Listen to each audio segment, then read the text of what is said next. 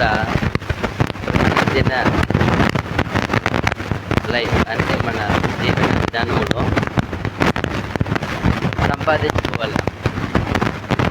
ప్రతి మనిషికి మగ ఏమంటారు, జెంట్స్కి, మగవాళ్ళకి దేవుడు ఇచ్చిన బాధ్యత ఏమే, సంపాదించి తన కుటుంబాన్ని ఏం చేయాల, పోషించి కాపాడాలి. అది వాళ్ళకి ఇచ్చిన బాధ్యత. అయితే దాని కొరకు ఎంత ప్రయత్నపడతారు, అది అంత చెప్పలేము, వివరించలేము. ఒక్కొక్కసారి ఎన్ని అవమానాలు, ఎన్ని కష్టం, ఎన్ని హృదయ వేదన, శరీర వేదన, ఇవంతా దేని తెలుసుకొని తన కుటుంబాన్ని కలుసుకొని కష్టపడాల, సంపాదించాలి. అయితే ఈ వాక్యం ఎలా చెప్పిందంటే సామెతలు 8:15 చూసినప్పుడు, ఐశ్వర్య ఘనతలను స్థిరమైన కలిమియు నీతియు నా యుద్ధనున్నది. ఉందండి. ఐశ్వర్యం ఒకటి, ఘనత ఒకటి, స్థిరమైన కలిమియు నీతియు నా యుద్ధనున్నది. ఈ విషయమే చూడబోతున్నాము. ఒక్కొక్కటి చూస్తాము. అదేమి ఐశ్వర్యం, అప్పుడు ఏ ఐశ్వర్యం గురించి మాట్లాడుతున్నాడు? మనం సంపాదించే ఐశ్వర్యమా లేదా వేరొక ఐశ్వర్యమా అని మన చిన్న వాక్యం చదివితే అర్థమైపోతుంది. మేలిమి బంగారు కంటెను అపరంజి కంటెను నా వలన కలుగు ఫలము మంచిది. అప్పుడు దేని గురించి కాదు, అక్కడ పైన దేని గురించి కాదు, అది అండర్స్టాండ్ చేసుకోవాలా. మనం పైన ఏమనుకుంటున్నాం, ఐశ్వర్య ఘనతలు అనేటప్పుడు ఆహా మంచి సంపాదిస్తున్నాడు దేవుడు అనుకుంటాం. కానీ కింద చెప్పేసినట్టు ఏమి లోకమంతా దేని ఘనంగా ఏమి ఎక్కువ సంపాదించి ఆశపడతారు.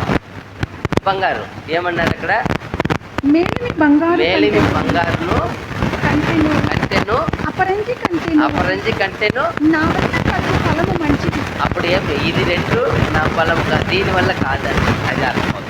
అదే మనకు అర్థం చేసుకోవాలా. ఈరోజు చూడపోయేది కూడా ఇక లోక సంపాదన గురించి దేవుడు మాట్లాడలే.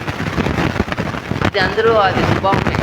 పుట్టిన ప్రతి మనిషికి బాధ్యత వస్తుంది, ఆ దేవుడు పెట్టించాడు, ఖచ్చితంగా సంపాదించాలి. చూడు మన దేశంలోనే తక్కువ, ఫారిన్ కంట్రీలు చూస్తే 85 వయసు వచ్చినా కూడా కష్టపడుతున్నారు. 85 మనం బతకలేము, 85. అయితే వాళ్ళు 85 కూడా అంత ఉట్టాపు కూడా వెళ్ళి ఏదో పని చేస్తూ చాలా బాధ చూపిస్తారు వాళ్ళు, అంత కష్టంగా ఉంటుంది. అప్పుడు అనిపిస్తుంది, అప్పుడు చూడండి, అప్పుడు అంత వయసులో కూడా కష్టపడేది దేవుడు ఏం చేశాడు, పెట్టి ఉన్నాడు. అయితే ఇక్కడ ఆ ఐశ్వర్యం గురించి మాట్లాడలేదు. ఐశ్వర్యం మంది సంపాదించాలి, అందరూ అదే పని, అదే స్వాపము, అదే దానిలో ఏం చెప్పాలా, దానిలో ఇంకా ఎక్స్పర్ట్ కూడా ఉన్నారు. మోసం చేసి ఏమార్చి ఎట్లయినా సంపాదించాలని ఉన్నారు. ఎవరు ప్రాణం పోగొట్టైనా పర్వాలేదు, ఎవరు కుటుంబం బాగలేకపోయినా పర్వాలేదు, ఏ గ్రూపు ఏ దేశము బాగపోయినా పర్వాలేదు, అది బాగుండాలని ఆలోచన ఉంటారు.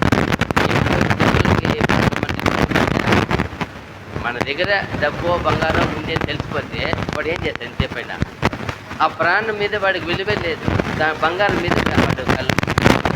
అప్పుడు చాలా మంది చూస్తున్నాం మనం. ఒక ఆయన చూస్తున్నారు, 21 మందిని చంపినాడు. యోగి ఉన్నారా ఇక్కడ సత్యం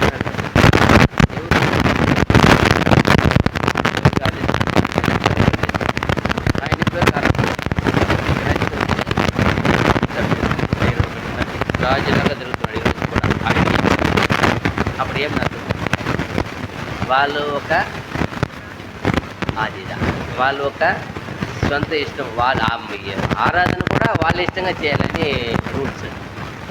అలా చూసినప్పుడు ఇక్కడ దేవుడు చెప్పే మాటలు చూసినప్పుడు మన ఆత్మీయమైన ఒక ఏమి ఐశ్వర్యం ఒక పాయింట్ చూస్తాం. దేవుడి చిత్తమైతే రాబోకాల మిగతా పాయింట్ చూస్తాము. అది చూడండి, 1 దినవృత్తాంతములు 29:12 చూస్తే 1 దినవృత్తాంతములు 29:12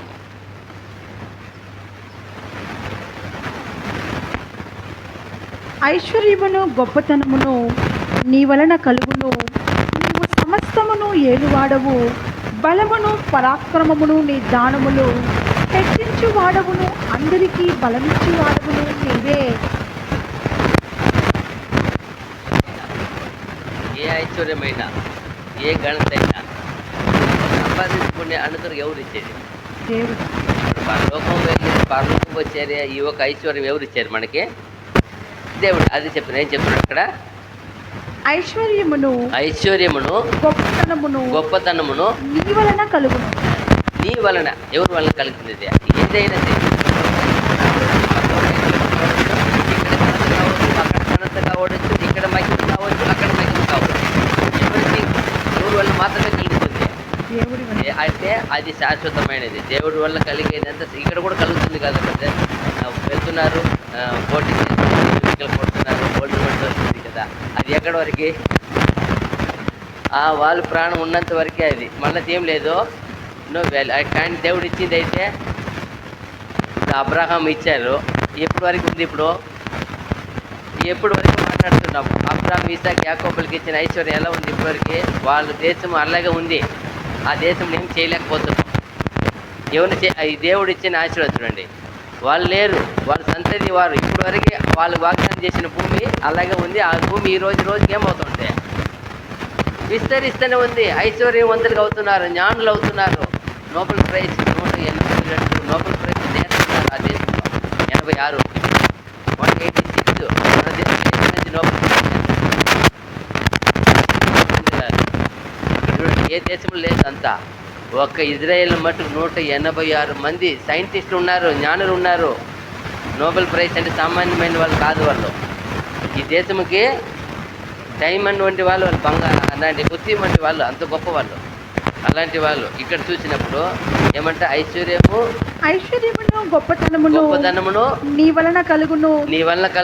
నీవు సమస్తమును ఏలువాడవు. బలమును పరాక్రమమును నీ దానములు హెచ్చించు వాడవును. అందరికీ బలమిచ్చు వాడవును నీవే. హెచ్చించాలన్నా, తగ్గించాలన్నా, బలం ఇవ్వాలన్నా, పరాక్రమం ఇవ్వాలన్నా, జ్ఞానం ఇవ్వాలన్నా ఆయనే. దేవుడు కలిగి ఉన్నాం. ఎంత గ్రేట్ మనం. ఈ వాక్యం తెలియకుండా ఎన్ని మంది ఉన్నారు? 8 కోట్ల మంది ఉన్నారు లోకంలో. మనం చూడండి, ఆయనే సర్వము. మనకు అనుకుంటా ఒక్కొక్క వయసులో వచ్చినప్పుడు మంచి బాడీ బిల్డర్ ఏమనుకుంటారు? బాడీ ఫిట్ వాళ్ళు మా ఎక్సైజ్ వల్ల రోజుకి మేము చెప్తారు 12 గంటల సేపు గ్రౌండ్లో ఉంటాను సార్. 12 గంటల సేపు చేస్తే ఎంత వయసు వరకు ఉండగలుగుతాడు వాడు ఫిట్నెస్? ఒక 30-40 వయసు.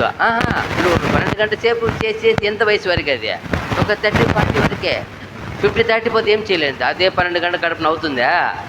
No, nothing. ఎందుకంటే ఆ బాడీకి అన్ని స్టామినా తగ్గించేస్తున్నాడు. ఆయన వరం అది, ఎవరేం చేయలేము. వయసు అంతవరకే, అందం ఎంతవరకే, వయసు ఉన్నంత వరకే. 60 దాటిపోయి నేను కూడా ఇప్పుడు వరల్డ్ క్వీన్ అవుతుందా? అవ్వదు. దాటిపోతే అంతే. అంత ఒక లిమిట్స్, ఒక హద్దు ఇచ్చాడు. జ్ఞానం అనేది అటువంటిది కాదు, ఐశ్వర్యం అనేది అటువంటిది కాదు. దేవుడిచ్చే ఐశ్వర్యము అది ఎప్పుడు వెళ్ళిపోయినా, అబ్రహాం యాకోబు వెళ్ళిపోయినా, దావీదు వెళ్ళిపోయినా, దేవుని బిడ్డలు ఎవరు వెళ్ళిపోయినా వాళ్ళ గురించి ఇంకా మాట్లాడుతున్నారు. అదిదా శాశ్వతమైన ఆశీర్వాదం. చూడండి 1 సమూయేలు 2:7. 1 సమూయేలు 2వ అధ్యాయము 7వ వచనము. యెహోవా దారిద్ర్యమును ఐశ్వర్యమును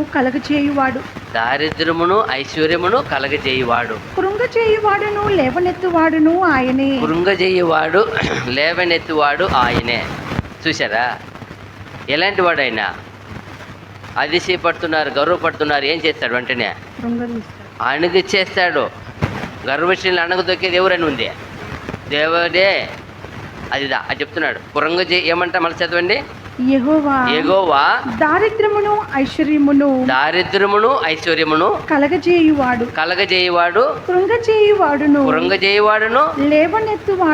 లేవనెత్తువాడును ఆయనే. ఆయన వల్ల సమస్తం అవుతుంది. ఇజ్రాయేల్ పాపం చేసినప్పుడంతా ఏం చేశారు? ఎందుకు ఎత్తుకొని పోయి ఈజిప్ట్లో ఎత్తుకొని పోయి ఐగుప్తులు ఎందుకు 400 సంవత్సరాలు పెట్టాలా? ఎందుకో? వాళ్ళు చేసింది వాళ్ళు ఏం చేయలే, దేవుని దగ్గర ఉండవలసిన ఆశీర్వాదాన్ని కోల్పోయి దేవుడే మర్చిపోయినారు. ఏ దేశం గుర్తుంది వాళ్ళకి? మనం ఎక్కడైనా పుట్టి పెరగవచ్చు, ఎక్కడైనా ఉండవచ్చు, మన గురి ఎక్కడ ఉండాలా, మన ధ్యాస ఎక్కడ ఉండాలా? ఒక కుటుంబం ఒక కుటుంబాన్ని విడిచి వెళ్తుంది వండరం, ఒక యజమాని పోయి ఎక్కడ ఫంక్షన్ వెళ్తుంది, పిల్లలు ఉన్నారు ఇంట్లో, ఎక్కడ ఉంటుంది మనసు అంతా? ఎంత ఫంక్షన్ పోయినా మనసు ఎక్కడ ఉండాలా? తన కుటుంబము. అయ్యో నేను కుటుంబాన్ని మర్చిపోయినానంటే చాలామంది పొయ్యి మీద పెట్టి మర్చిపోతారు కదా. అయ్యో మర్చిపోయినానండి, మా ఇంటి పైన ఎప్పుడు ఎక్కడో ఒకటి మాడే వాసన వస్తానే ఉంటుంది, పాలు పెట్టి మర్చిపోతారు కింద ఇంట్లో. చెప్పాలా? అయ్యో ఆమె పెట్టేసి లాక్ చేసుకొని పనికి వెళ్ళిపోతుంది అమ్మ, పాలు పెట్టేసి ఉంటుంది, పనికి వెళ్ళిపోయి ఉంటుంది. మాడి మాడి మాడి పైకి వస్తుంది వాసన. ఇప్పుడు వారంలో ఒక 2 రోజులు ఖచ్చితంగా జరుగుతుంది యావరేజ్గా. అది కొందరు అలవాటు. కొందరు పాలు పెట్టి కింద పొంగిపోకుండా రోజు కొత్త ఇల్లు మారి పొంగతానే ఉంటుంది ఇల్లు, అది వాళ్ళ అలవాటు. నేను చూస్తున్నాను, రోజు ఒక్కసారైనా పాలు పొంగి కింద పోవాల్సిందే. వాళ్ళ ఫీలింగ్ అనమాట, మన కొత్త ఇల్లుకి వచ్చినాము అని. హిందువులు చేస్తారు కదా మరి.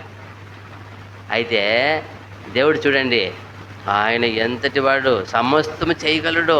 ఆయన యుద్ధం మనకు వచ్చున్నాం. చూడండి సామెతలు 22:4.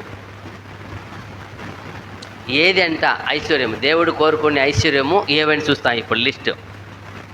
సామెతలు 22:4. యెహోవా యందు భయభక్తులు కలిగి ఉండుట, యెహోవా యందు భయభక్తులు కలిగి ఉండుట వినయమునకు ప్రతిఫలము. ఐశ్వర్యమును ఘనతయు జీవమును దాని వలన కలుగును. ఇదిదా ఐశ్వర్యము. ఏది ఐశ్వర్యం దేవుడికి ఇష్టమో? అయ్యో ఇక్కడ మీరు బాగా సంపాదించి పెట్టారండి, మంచి ఆస్తి ఉంది, మంచి పలుకుపడి ఉంది, అయ్యో మీ చుట్టూ 100 మంది ఉన్నారు, అయ్యో మీకు 100 ఎకరా ఉంది, అయ్యో మీకు గోల్డ్ ఉంది. అదంతా దేవుడు చూసేది కాదు. ఏమి చూస్తున్నాడు మీలో, నీలో ఏం చూస్తున్నాడు? భయభక్తి కావాలా. దేవుడికి కావాల్సిందేమి? భయభక్తి కావాలా. మళ్ళా వినయము. మళ్ళా అది 3 విషయాలు అక్కడ చెప్పారు. భయభక్తి, వినయం. అదిదా దేవుడికి కావాల్సిన ఐశ్వర్యమైనది ఏమో కాదు, ఆయన కోరుకున్న ఐశ్వర్యము. యేసుప్రభుకి ఎలా ఉంది ఇది? అపోస్తలులు ఎలా ఉన్నారు? ప్రవక్తలు ఎలా ఉన్నారు? దావీదు ఎలా ఉన్నారు? దానియేలు ఎలా ఉన్నారు? షాద్రక్ మేషక్ అబేద్నెగో ఎలా ఉన్నారు? ఒక్కొక్క భక్తుని మనకి ఎందుకు పెట్టారు? వాళ్ళు ఉన్న భయభక్తి, వినయత వాళ్ళని ఎంతటి వాళ్ళుగా చేసింది. వాళ్ళు ఎంతటి వాళ్ళు? యోసేపు ఎలా ఉన్నారు? అమ్మబడిన బానిసి. దానియేలు ఎవరు? ఒక ఎత్తుకుపోయిన ఒక దాసుడు, ఒక బానిసి. ఆయన కూడా బానిసత్వంలో వచ్చిన వారు. అప్పుడంతా చూడు, అదిదా దేవుణ్ణి ఒక ప్లాన్ ఆ కాలంలో ఉండింది. ఎవరైనా తీసుకొచ్చినా కూడా వాళ్ళు జ్ఞానం ఉండేవాళ్ళు, వాళ్ళు అందం ఉండేవాళ్ళు, వాళ్ళు టాలెంట్ ఉండేవాళ్ళు ఎత్తుకోరు అంటాడు. బానిసే అయినా వాళ్ళని ఏం చేయాలా? దేశాన్ని కొరకు వాడుకోవాలా. అప్పుడు ఉండే కాల చట్టము. ఇప్పుడు మరి జాతి భేదం చూడరు అక్కడంతా. ఏ కులం అని ఎవరో కావచ్చు, దాన్ని వాళ్ళు ఏముండాలా? జ్ఞానం ఉందా? అలాగే వచ్చిన వాళ్ళే కదా యోసేపు కానీ దానియేలు కానీ. దానియేలు 3 రాజులకు ఏమై ఉన్నాడు? ఆయన 3 రాజుల కాలంలో అధిపతిగానే ఉన్నాడు, ఆయనే రాజుగా ఉన్నాడు. ఆయనే అప్పుడు చూడండి, అప్పుడు దేశాన్ని, అప్పుడు ఎంత దేవుడిని ఒక ఆశీర్వాదం కలిగి ఉన్న వల్లనే వాళ్ళు ఎవరు ఆశీర్వాదం అంతా అదిదా. అదే మనల్ని కోరుకుంటాడు. భయభక్తి, వినయము కావాలా. ఇది ఉంటే ఇదిదా ఐశ్వర్యం. దీన్ని కాపాడుకుంటే, ఇది సంపాదించుకుంటే, అయ్యో మాకు ఉండడానికి ఒక చోటు లేవండి, ఒక ఏమంటారా, ఒక గుడిసె ఏమంటారా, ఒక ఏమంటారు, ఒక 10 అడుగు నేల కూడా లేదండి మా ఊర్లో. పర్వాలేదు, నువ్వు చెట్టు కింద ఉన్నా పర్వాలా. దేవుడు కోరుకునే హృదయం ఉందా? ఈ లోకంలో ఎవరు నిన్ను చూడకపోవచ్చు. ఈ లోకంలో ఉండేవాళ్ళు ఉండేది వెతుకుతున్నారు, ఉండే వాళ్ళ దగ్గర పోతున్నారు. అది వ్యర్థము. నీలో ఉండేది దేవుడు చూస్తాడు. ఆయన వస్తాడు నేత. ఇప్పుడు యోసేపు దగ్గర ధనం లేదు, ఎక్కడ లేదు, బానిసగా ఉన్నాడు. ఎవరు ఉన్నారంట తోడు?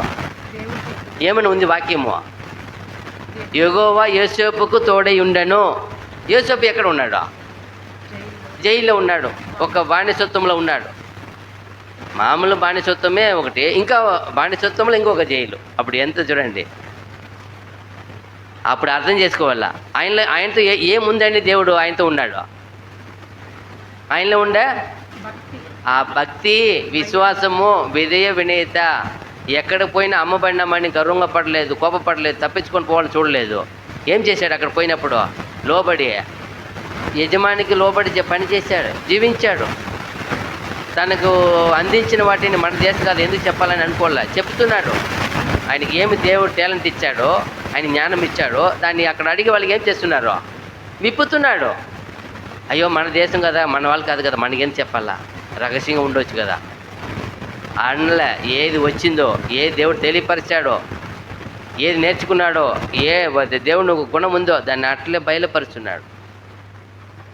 ఆ విధేయమైనతేనే ఆయన ఎంత వాడుగా చేసింది. చూడాయన గొప్ప మినిస్టర్ అయినా, దేశ అధిపతి అయినా ఏమన్నా గర్వపడ్డా? నేను కోపపడ్డా? సహోదరులు అమ్మి వేసినాడని వాళ్ళని శిక్షించాడా? లేదు. ఎందుకో? ఎవరికి భయభక్తి ఆయన కలిగి ఉన్నాడు? దేవుని యొక్క భయభక్తి కలిగి ఉన్నాడు. అదే మనం చూడాలి. ఇక్కడ చూడండి, రోమా 11:33, రోమా పత్రిక 11వ అధ్యాయము 33వ వచనము. ఆహా, దేవుని బుద్ధి జ్ఞానముల బాహుల్యము ఎంతో గంభీరము. ఎంత? ఆహా, దేవుని బుద్ధి జ్ఞానముల బాహుల్యము, బుద్ధి జ్ఞాన బాగుల్యము ఎంతో గంభీరము, ఎంతో గంభీరము. ఆయన తీర్పులు శోధింపనెంతో అసఖ్యము, శోధింపనెంతో అసఖ్యము. ఆయన మార్గములెంతో అగమ్యములు, ఆయన మార్గములెంతో అగమ్యములు. మళ్ళా ప్రభు మనస్సును ఎరిగిన వాడెవడు? మారిపోయింది, వేరే రావాలనే. ఐశ్వర్యం గురించి రావాలి అక్కడ. ఇదిదా దేవుని ఐశ్వర్యం చెప్తారు అక్కడ. మా తమిళ అలాగే ఉంది, చాలా బ్యూటిఫుల్గా ఉంది.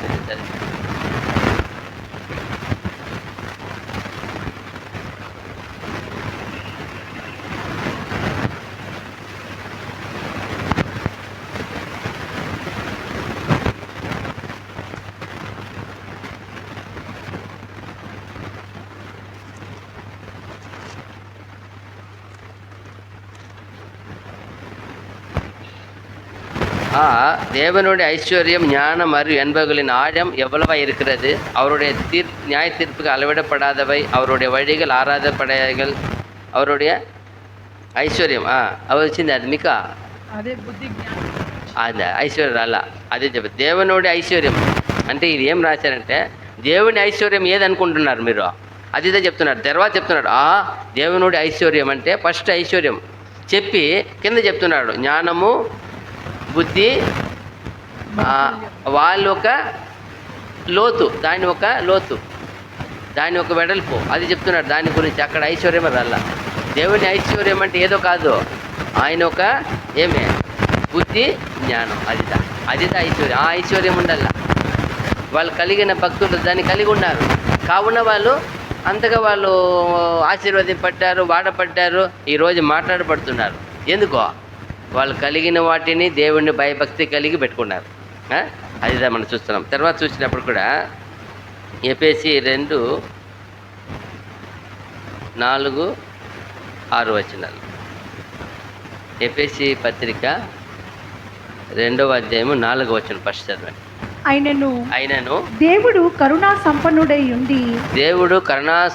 ఉండి మనము మన అపరాధముల చేత చచ్చిన వారమై ఉండినప్పుడు సైతము మన ఎడల చూపిన తన మహాప్రేమ చేత మనలను క్రీస్తుతో కూడా బ్రతికించెను. చూశారా? ఇక్కడ కూడా మాకు ఐశ్వర్యం ఉంది. ఆ పరలోక ఐశ్వర్యము ఏమంటే ఈ ప్రభు చేత మనల్ని ఏం ప్రేమ? అది మహాప్రేమ చేత, ప్రేమ చేత మనలను క్రీస్తుతో కూడా బ్రతికించెను. ఇదిదా ఐశ్వర్యం అంట. మనం ఎక్కడి వారమో ఏమంటారా? ఒక కోటీశ్వరుడు ఒక ఏమీ లేని బీద వాళ్ళ ఇంటి అమ్మాయి చేసుకుంటాడా? కానీ చూస్తాడా?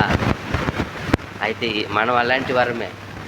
మనం ఎలాంటి దరిద్రులం అంటే, ఆయన ఎంతటి ఉన్నతుడో, ఆయన మూలంగా, ఆయన కొరకు, ఆయన నిమిత్తము, ఆయన ద్వారా సమస్తం ఏం చేయబడింది? సర్వ సృష్టికి శిల్పాకారుడు ఆయన, మాస్టర్. అంతటి ఉన్నతమైన వాడు ఏమీ లేని ఈ భూమిలో పురుగు పోయేమంటారు. అందరికన్నా వాల్యూ మనకి ఏమీ లేదు. అందరికీ అందరి చేత మనము ఏం చేయబడిన వారము, తోచివేయబడిన వారము. అన్ని విషయంలో మనము తక్కువనే. అయితే దేవుని కృప, అదే చెప్తాం కదా, అంతటి ఉన్నతమైన వ్యక్తి మనలో వచ్చి ప్రేమించారు. మనలో ఆయన ఒక సత్యం ఇచ్చి, ఆయన వాక్కు ఇచ్చి, ఆయన ధనం ఇచ్చి, దీన్ని మీరు ధరించుకోండి, నేను మిమ్మల్ని నేనేం చేస్తాను, నేను వివాహం చేసుకుంటాను. ఆయన ఇచ్చి ఎంతో గ్రేట్ కదా. ఈ పద్ధతి ఇజ్రాయేల్ ఉండేది. ఇజ్రాయేల్ ఏం చేస్తారు, కావాల్సిన ఈ అమ్మాయిని ఎత్తుకుని పోయి వాళ్ళు ఫస్ట్ ఏం చేస్తారు, బంగారు వాళ్ళు వేస్తారు. ఇది ఇజ్రాయేల్ పద్ధతి. అలాగే యేసు ప్రభు దేవదేవుడు తండ్రి ప్రభువుని మనకి ఇచ్చారు. ఇదిగో నా కుమారుని మీ కొరకు ఇచ్చిన. ఆయన ఏమి ఇస్తాడో ధరించుకొని ఆయన మరి అయిపోండి. ఆయనతో పాటు మీరు ఇక్కడ నా సన్నిధి కూడా రావచ్చు. ఎంత కృప చూసారా. ఒకే కుమారుడు, ముద్దు కుమారుడు ఆయన పక్కన ఉండేది ఎప్పుడు. ఆయనతో పాటు ఇప్పుడు వధువుగా ఈ అనాథలుగా ఉన్న మనల్ని ఎన్నుకున్నాడు ఆయన. ఆయన ఐశ్వర్యం ఇచ్చి, ఊరికే కాదు, ఆయన ఐశ్వర్యం కుమారుడికి ఇచ్చిన ఐశ్వర్యం మనకి ఇస్తున్నాడు. అదే చెప్తున్నాడు అక్కడ. ఏమంట, ఆయనను దేవుడు కరుణా సంపన్నుడై, చూడండి, దేవుడు కరుణా సంపన్నుడై ఉండి మనము మన అపరాధము చేత చచ్చిన వారమై ఉండినప్పుడు, ఏదా మన అపరాధం చచ్చిన వారం, మనం ఎలాంటి వారమో చచ్చిన వారమై ఉండినప్పుడు సైతము మన ఎడల చూపిన తన మహా ప్రేమ చేత మనలను క్రీస్తుతో కూడా బ్రతికించెను. అదిదా, మన క్రీస్తుతో కూడా బ్రతికించెను. ఎలాంటి ప్రేమ ఇది? మగా ప్రేమ చేత. మనకు ఏముందంటే ఆ మగ ఐశ్వర్యం అని ఉందంట. ఇంత ఇది పోయింది. 6లో ఉందా? కింద చదువుప. 6లో ఉంది, అది కూడా ఉంది వాక్యం. చదువు. కృపచేత మీరు రక్షింపబడి ఉన్నారు, క్రీస్తు యేసునందు ఆయన మనకు చేసిన ఉపకారము ద్వారా అత్యధికమైన తన కృపా మహదైశ్వర్యమును రాబో యుగములలో కనపరచు నిమిత్తము క్రీస్తు యేసునందు మనలను ఆయనతో కూడా లేపి పరలోకమందు ఆయనతో కూడా కూర్చోబెట్టెను. చూసారా, రాబోయే యుగములో మనం ఏం చేయబడాలని రాయపడి ఏం చెప్పారు అక్కడ? రాబోయే యుగములలో కనపరచు నిమిత్తము. అందుకే మీ రాబోయే యుగములో ఒక రాణిగా, ఒక ఎంత గొప్ప చూడు. ఆయన రాజు, మన ఎవరు? రాణి పక్కన ఉన్నది. ఎంత గ్రేట్ కదా. అప్పుడు ఏం చేయబడాలి? ఆయన ఇచ్చిందంతా ఏం చేయబడాలి? అక్కడ కనపడాలా. ఆయన ఇచ్చిన భయభక్తి, ఆయన ఇచ్చిన పరిశుద్ధత, ఆయన ఇచ్చిన నీతి, ఆయన ఇచ్చిన ప్రేమ, కరుణ, జాలి, అది ఆయన ఉంది. మగా ప్రేమ చేత అన్నారే, అది లేకపోతే మనకి ఎలా? క్రీస్తుతో కూడా మనం ఏం చేయబడాలన్న పోయాడా? కనపడాలా. అందుకండి ఈ ఐశ్వర్యం లోకం తెలీదు, లోకం చూడదు, లోకం విశ్వసించదు. అయితే మనకిచ్చినారు ఈ పరలోక ఐశ్వర్యాన్ని, మనకిచ్చారు. ప్రభు ద్వారా ఇచ్చారు. ప్రభు కొరకు ప్రభువుది ఉండింది, అది ప్రభువుకు చిత్తపరిచిన మహిమ, అది ఐశ్వర్యము, అది మనకిచ్చారు. ఇచ్చి దీన్ని బాగా మీరు అందంగా ధరించుకోండి అన్నారు. ఏం చేయమన్నారు? మనల్ని ధరించుకోండి. మీరు దీన్ని ధరించుకోకుండా ప్రభుతో పాటు కనపడి అవుతుందా? అక్కడ ఏం చేయబడాలా? ఆయన చెప్పిన ఉపానం, పెళ్లి వస్త్రం లేనివాడు ఏం చేయబడాలా? తోసి వేసేస్తారు. పెళ్లి వస్త్రం ఆయన ఇచ్చేది ఆ 1000 ఏళ్ళ ఏ పెళ్ళి? అది దేవుని గొర్రె పిల్ల వివాహం మగోత్సవానికి మనకి ఇచ్చింది. ఇదంతా ఊరికే కాదు. ఇది ఒక్కొక్కటి యాడ్ చేసి చూడండి, చాలా బాగా ఒక మంచి కనపడుతుంది. డెప్త్గా పోవాల మనం. ఆ గొర్రెపిల్ల వివాహానికే మనం పిలిచింది. ఆ గొర్రెపిల్ల ఎవరు? యేసుక్రీస్తు. నువ్వెవరు? ఇంకో గొర్రెపిల్ల, అంతే కదా. అలాంటి ఉన్నతమైన పిలుపు మనకి ఇచ్చింది. ఆ ఐశ్వర్యం గురించి మనం ఈరోజు ధ్యానిస్తున్నాం. ఈ లోకం చూసే ఐశ్వర్యం కాదు, అవి ఏది చూస్తుంది. ఇక్కడ వచ్చిన చాలామంది కూడా ఆ మనసే పెడతారు. అందరూ ఏముంది నీకు? అది ఉందా, ఇది ఉందా? విశ్వాసం ఉందా? దేవుని అందు విశ్వాసం ఉందా? అది కాపాడుతుంది. ఏమీ లేని ఒంటరిగా వచ్చిన అబ్రహాం ఎంత సంపాదించాడు, ఎంతటి వాడు అయినాడు. వచ్చేటప్పుడు ఎన్ని మంది వచ్చారు? తర్వాత ఇంట్లో పని వాళ్ళు ఎన్ని మంది అయినారు? 318 మంది దాకా పని వాళ్ళు పోయేసి తమ్ముడిని ఎత్తుకు వెళ్ళిపోతే లోతుని పోయి వీళ్ళకంతా యుద్ధం నేర్పించి పెట్టినాడు. ఏమో పిలుచుకొని పోయి ఏం చేస్తున్నాడు? వాళ్ళందరినీ జయించి వస్తున్నాడు. రాజునే తలకింద చేసేసినాడు. ఆ దేశం చేయాల్సిన పనిని చేసి ఈయన రాజుకు మళ్ళీ అప్పగిస్తున్నాడు అందరినీ. ఎంత గొప్పవాడు చూసారా? ఎవరు చేసింది ఎంత? ఊరు తిరుగుతూ ఉన్నాడు, ఎక్కడ ఇల్లులో వాకిళ్ళే, ఉండే ఇల్లుని వదిలేయమన్నాడు, ఉండే ఊరిని వదిలేయమన్నాడు. ఊరు లేదు, ఇల్లు లేదు, డేరా ఎత్తుకొని పోతా ఉండే మనిషికి ఎన్ని మంది పని వాళ్ళు చూడండి. ఎవరు దయ ఇదంతా? గిరగించాలా మనము. ఈరోజు అది చూడడం లేదు ఎవరు. విశ్వాసం ఉందా? దేవుడి నందు చాలా డెప్త్గా ఉన్నాడా? ప్రార్థన చేస్తున్నాడా? ఎన్ని గంటలు ప్రే చేస్తావు? అది చూడట్లేదు. పైన లోకరీతిగానే చూస్తున్నారు. దేవుడు చూసేది అది కాదు. నా పవిత్రత గుణం ఉందా? నేను ఇచ్చిన ఆ పరలోక ఐశ్వర్యం, ఆ ధనం ఉందా? ఇదిదా ప్రతి ఒక్కరు చూడవలసిన పని, ప్రతి ఒక్కరు మనిషి. కానీ అదిదా దేవుడు చూస్తున్నాడు. ఈ లోకంలో ఇప్పుడు ఉండే ఈ పట్టణంలో ఎవరు చూడలే. నా సత్యం ఎవరికి తెలుసు? నా పరిపూర్ణత పరిశుద్ధ గుణాలు ఎవరిలో ఉంది? వాళ్ళని చూస్తున్నాడు ఆయన భూమిలో. అదిదా ఆ కాలంలో చూశారు. ఆ కాలంలో ఎత్తుకొని పోయి బానిస ఏం చూశారంటే వాళ్ళు ఏం జ్ఞానం ఉంది? ఎవరికి ఉండింది జ్ఞానం అక్కడ? ఎవరు పిల్లలకు ఉండింది? దేవుని పిల్లలకి ఉండింది. అర్థం చేసుకోండి, అదిదా న్యాయ సత్యం. ఎవరికి లేదు అక్కడ. దేవుని పిల్లలు ఎత్తుకొని పోతే వాళ్ళకి ఉండింది జ్ఞానం. వేరే ఎవరు మాట్లాడపడలేదు, ఎవరు రాయపడలేడా, ఉండదు. అదేదో ఉన్నాయి. సజీవమైన జీవగల దేవుని ఆరాధిస్తున్న మనకి లేనిది ఎవరికి ఉంటుంది జ్ఞానము? మనం ఆయన యందు మాత్రమే అతిశయించాలి. అదిదా దేవుడు కోరుకునేది. ఎంత బాగుంది చూడు. ఏమంట? 6వ వచనము, ఎఫెసీ 2:6. క్రీస్తు యేసునందు ఆయన మనకు చేసిన ఉపకారము ద్వారా అత్యధికమైన తన కృపా మహదైశ్వర్యమును రాబోయే యుగములలో కనపరచు నిమిత్తము క్రీస్తు యేసునందు మనలను ఆయనతో కూడా లేపి పరలోకమందు ఆయనతో కూడా కూర్చుండబెట్టెను. చూసారా? ఆయనతో కూడా కూర్చుండబెట్టెను. ఇది ఎక్కడ ఐశ్వర్యము? పరలోక ఐశ్వర్యం ఇది. అది చెప్తారు. పరలోకమందు ఎక్కడ కనపరచాలంట? ఇది ఎక్కడ కనపరచు నిమిత్తం అంట? పరలోకములు కనపరచు నిమిత్తము. ఇప్పుడు ఉంది అని నేను కనపరచుకోకూడదు. ఒకవేళ ఉండవచ్చు నీకు ఐశ్వర్యం, దేవుని గుణం ఉండొచ్చు, దేవుని పరిశుద్ధత ఉండొచ్చు, ఒకవేళ ఈ లోకంలో కూడా కొంచెం ఇచ్చి ఉండొచ్చు. ఆయన ఇక్కడ ఏం చేయకూడదు, దాన్ని కనపరచకూడదు. నాకు జ్ఞానం ఉందని, నాకు తెలివి ఉందని, నాకు బలం ఉందని, నాకు ఐశ్వర్యం ఉందని ఏం చేయకూడదు. ఇక్కడ కనపరచకూడదు. కొర్నేలు ఆడ ఏం కనపరిచినాడు? అందరికీ చెప్పమన్నాడా? ఎక్కడ పోయింది ఆయన చేసినంత? అంతగా ఉండాల. కలిగింది ఎవరికి ఇచ్చారు? దరిద్రునికి ఇచ్చేది ఎవరికి ఇష్టమంట? దరిద్రుని కనికరించేది ఎవరికి ఇష్టమంట? అదిదా ఆయన చేసినాడు. అదే అప్పుడు మనం అర్థం చేసుకోవాలా మనం ఎలాంటి ఐశ్వర్యం కలిగి ఉండాలా. చూడండి, 2 కొరింథీ 8:9. కొరింథీ రాసిన 2వ పత్రిక 8వ అధ్యాయము 9వ వచనము. మీరు మన ప్రభు అయిన యేసుక్రీస్తు కృపను ఎరుగుదురు కదా. ఏమంట? మన ప్రభు అయిన యేసుక్రీస్తు కృపను ఎరుగుదురు కదా. ఆయన ధనవంతుడై ఉండియు మీరు తన దారిద్ర్యము వలన ధనవంతులు కావాలని మీ నిమిత్తము దరిద్రుడాయను. చూడేస్తారా? మన నిమిత్తము ఆయన మనల్ని ఉన్న ఈ ఒక మానవ కోటిలో 144 మంది ఎన్నుకోవాలని ఆయన ఉన్నతుడై ఉండి మనం దరిద్రులుగా ఉన్నామని మన నిమిత్తం ఆయన ఏమైనాడంట?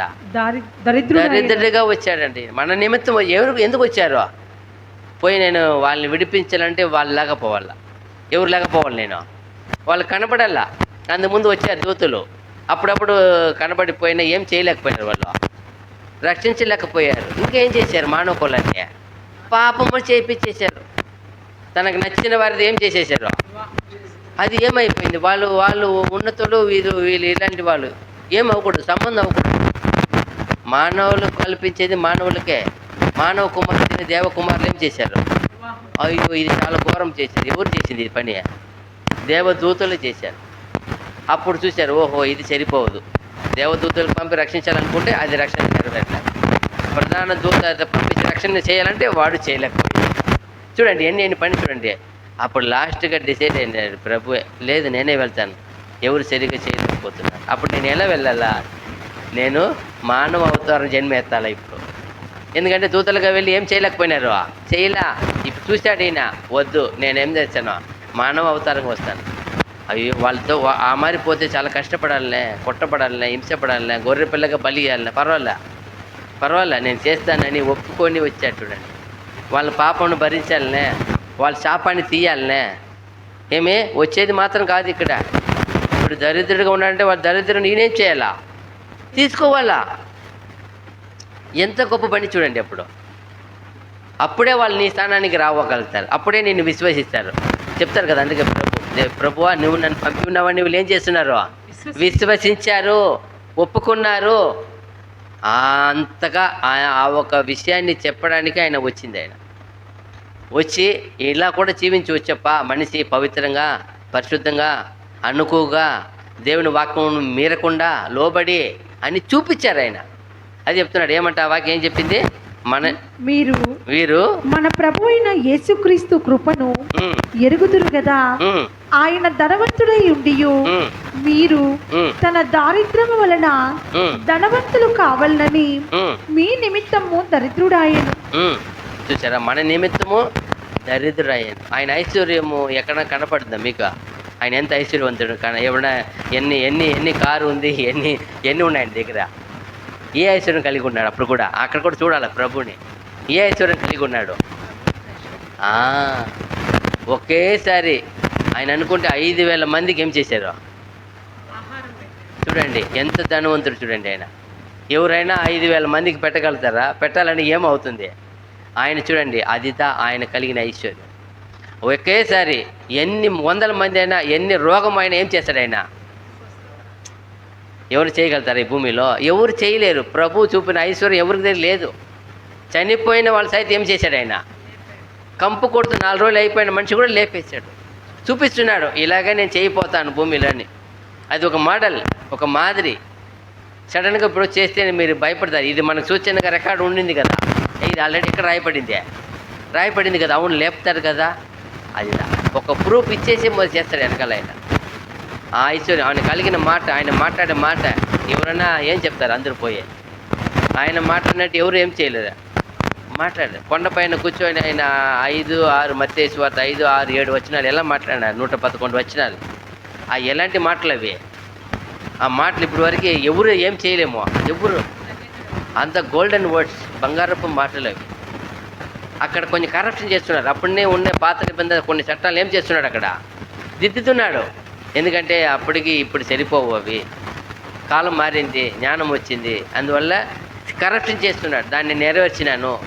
ప్రభు ఏం చేయపోయినాడు? నెరవేర్చేసినాడు. దానివల్ల అది కంప్లీట్ మారుస్తున్నాడు.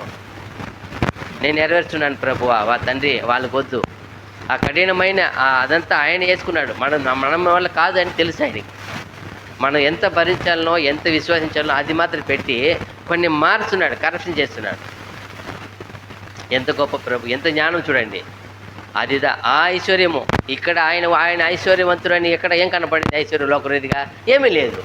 అయితే ఆయన ఎక్కడ ఐశ్వర్యం తెచ్చి ఇచ్చాడు మనకి? పరలోక ఐశ్వర్యం ఇచ్చాడు. అదే చెప్తున్నాడు అక్కడ. ఆయన కలిగిన ఐశ్వర్యము మనం కలిగి ఉండాలని అంటున్నాడు. చూడండి, సామెతలు 1:11-4. సామెతల గ్రంథము 11వ అధ్యాయము 4వ వచనము.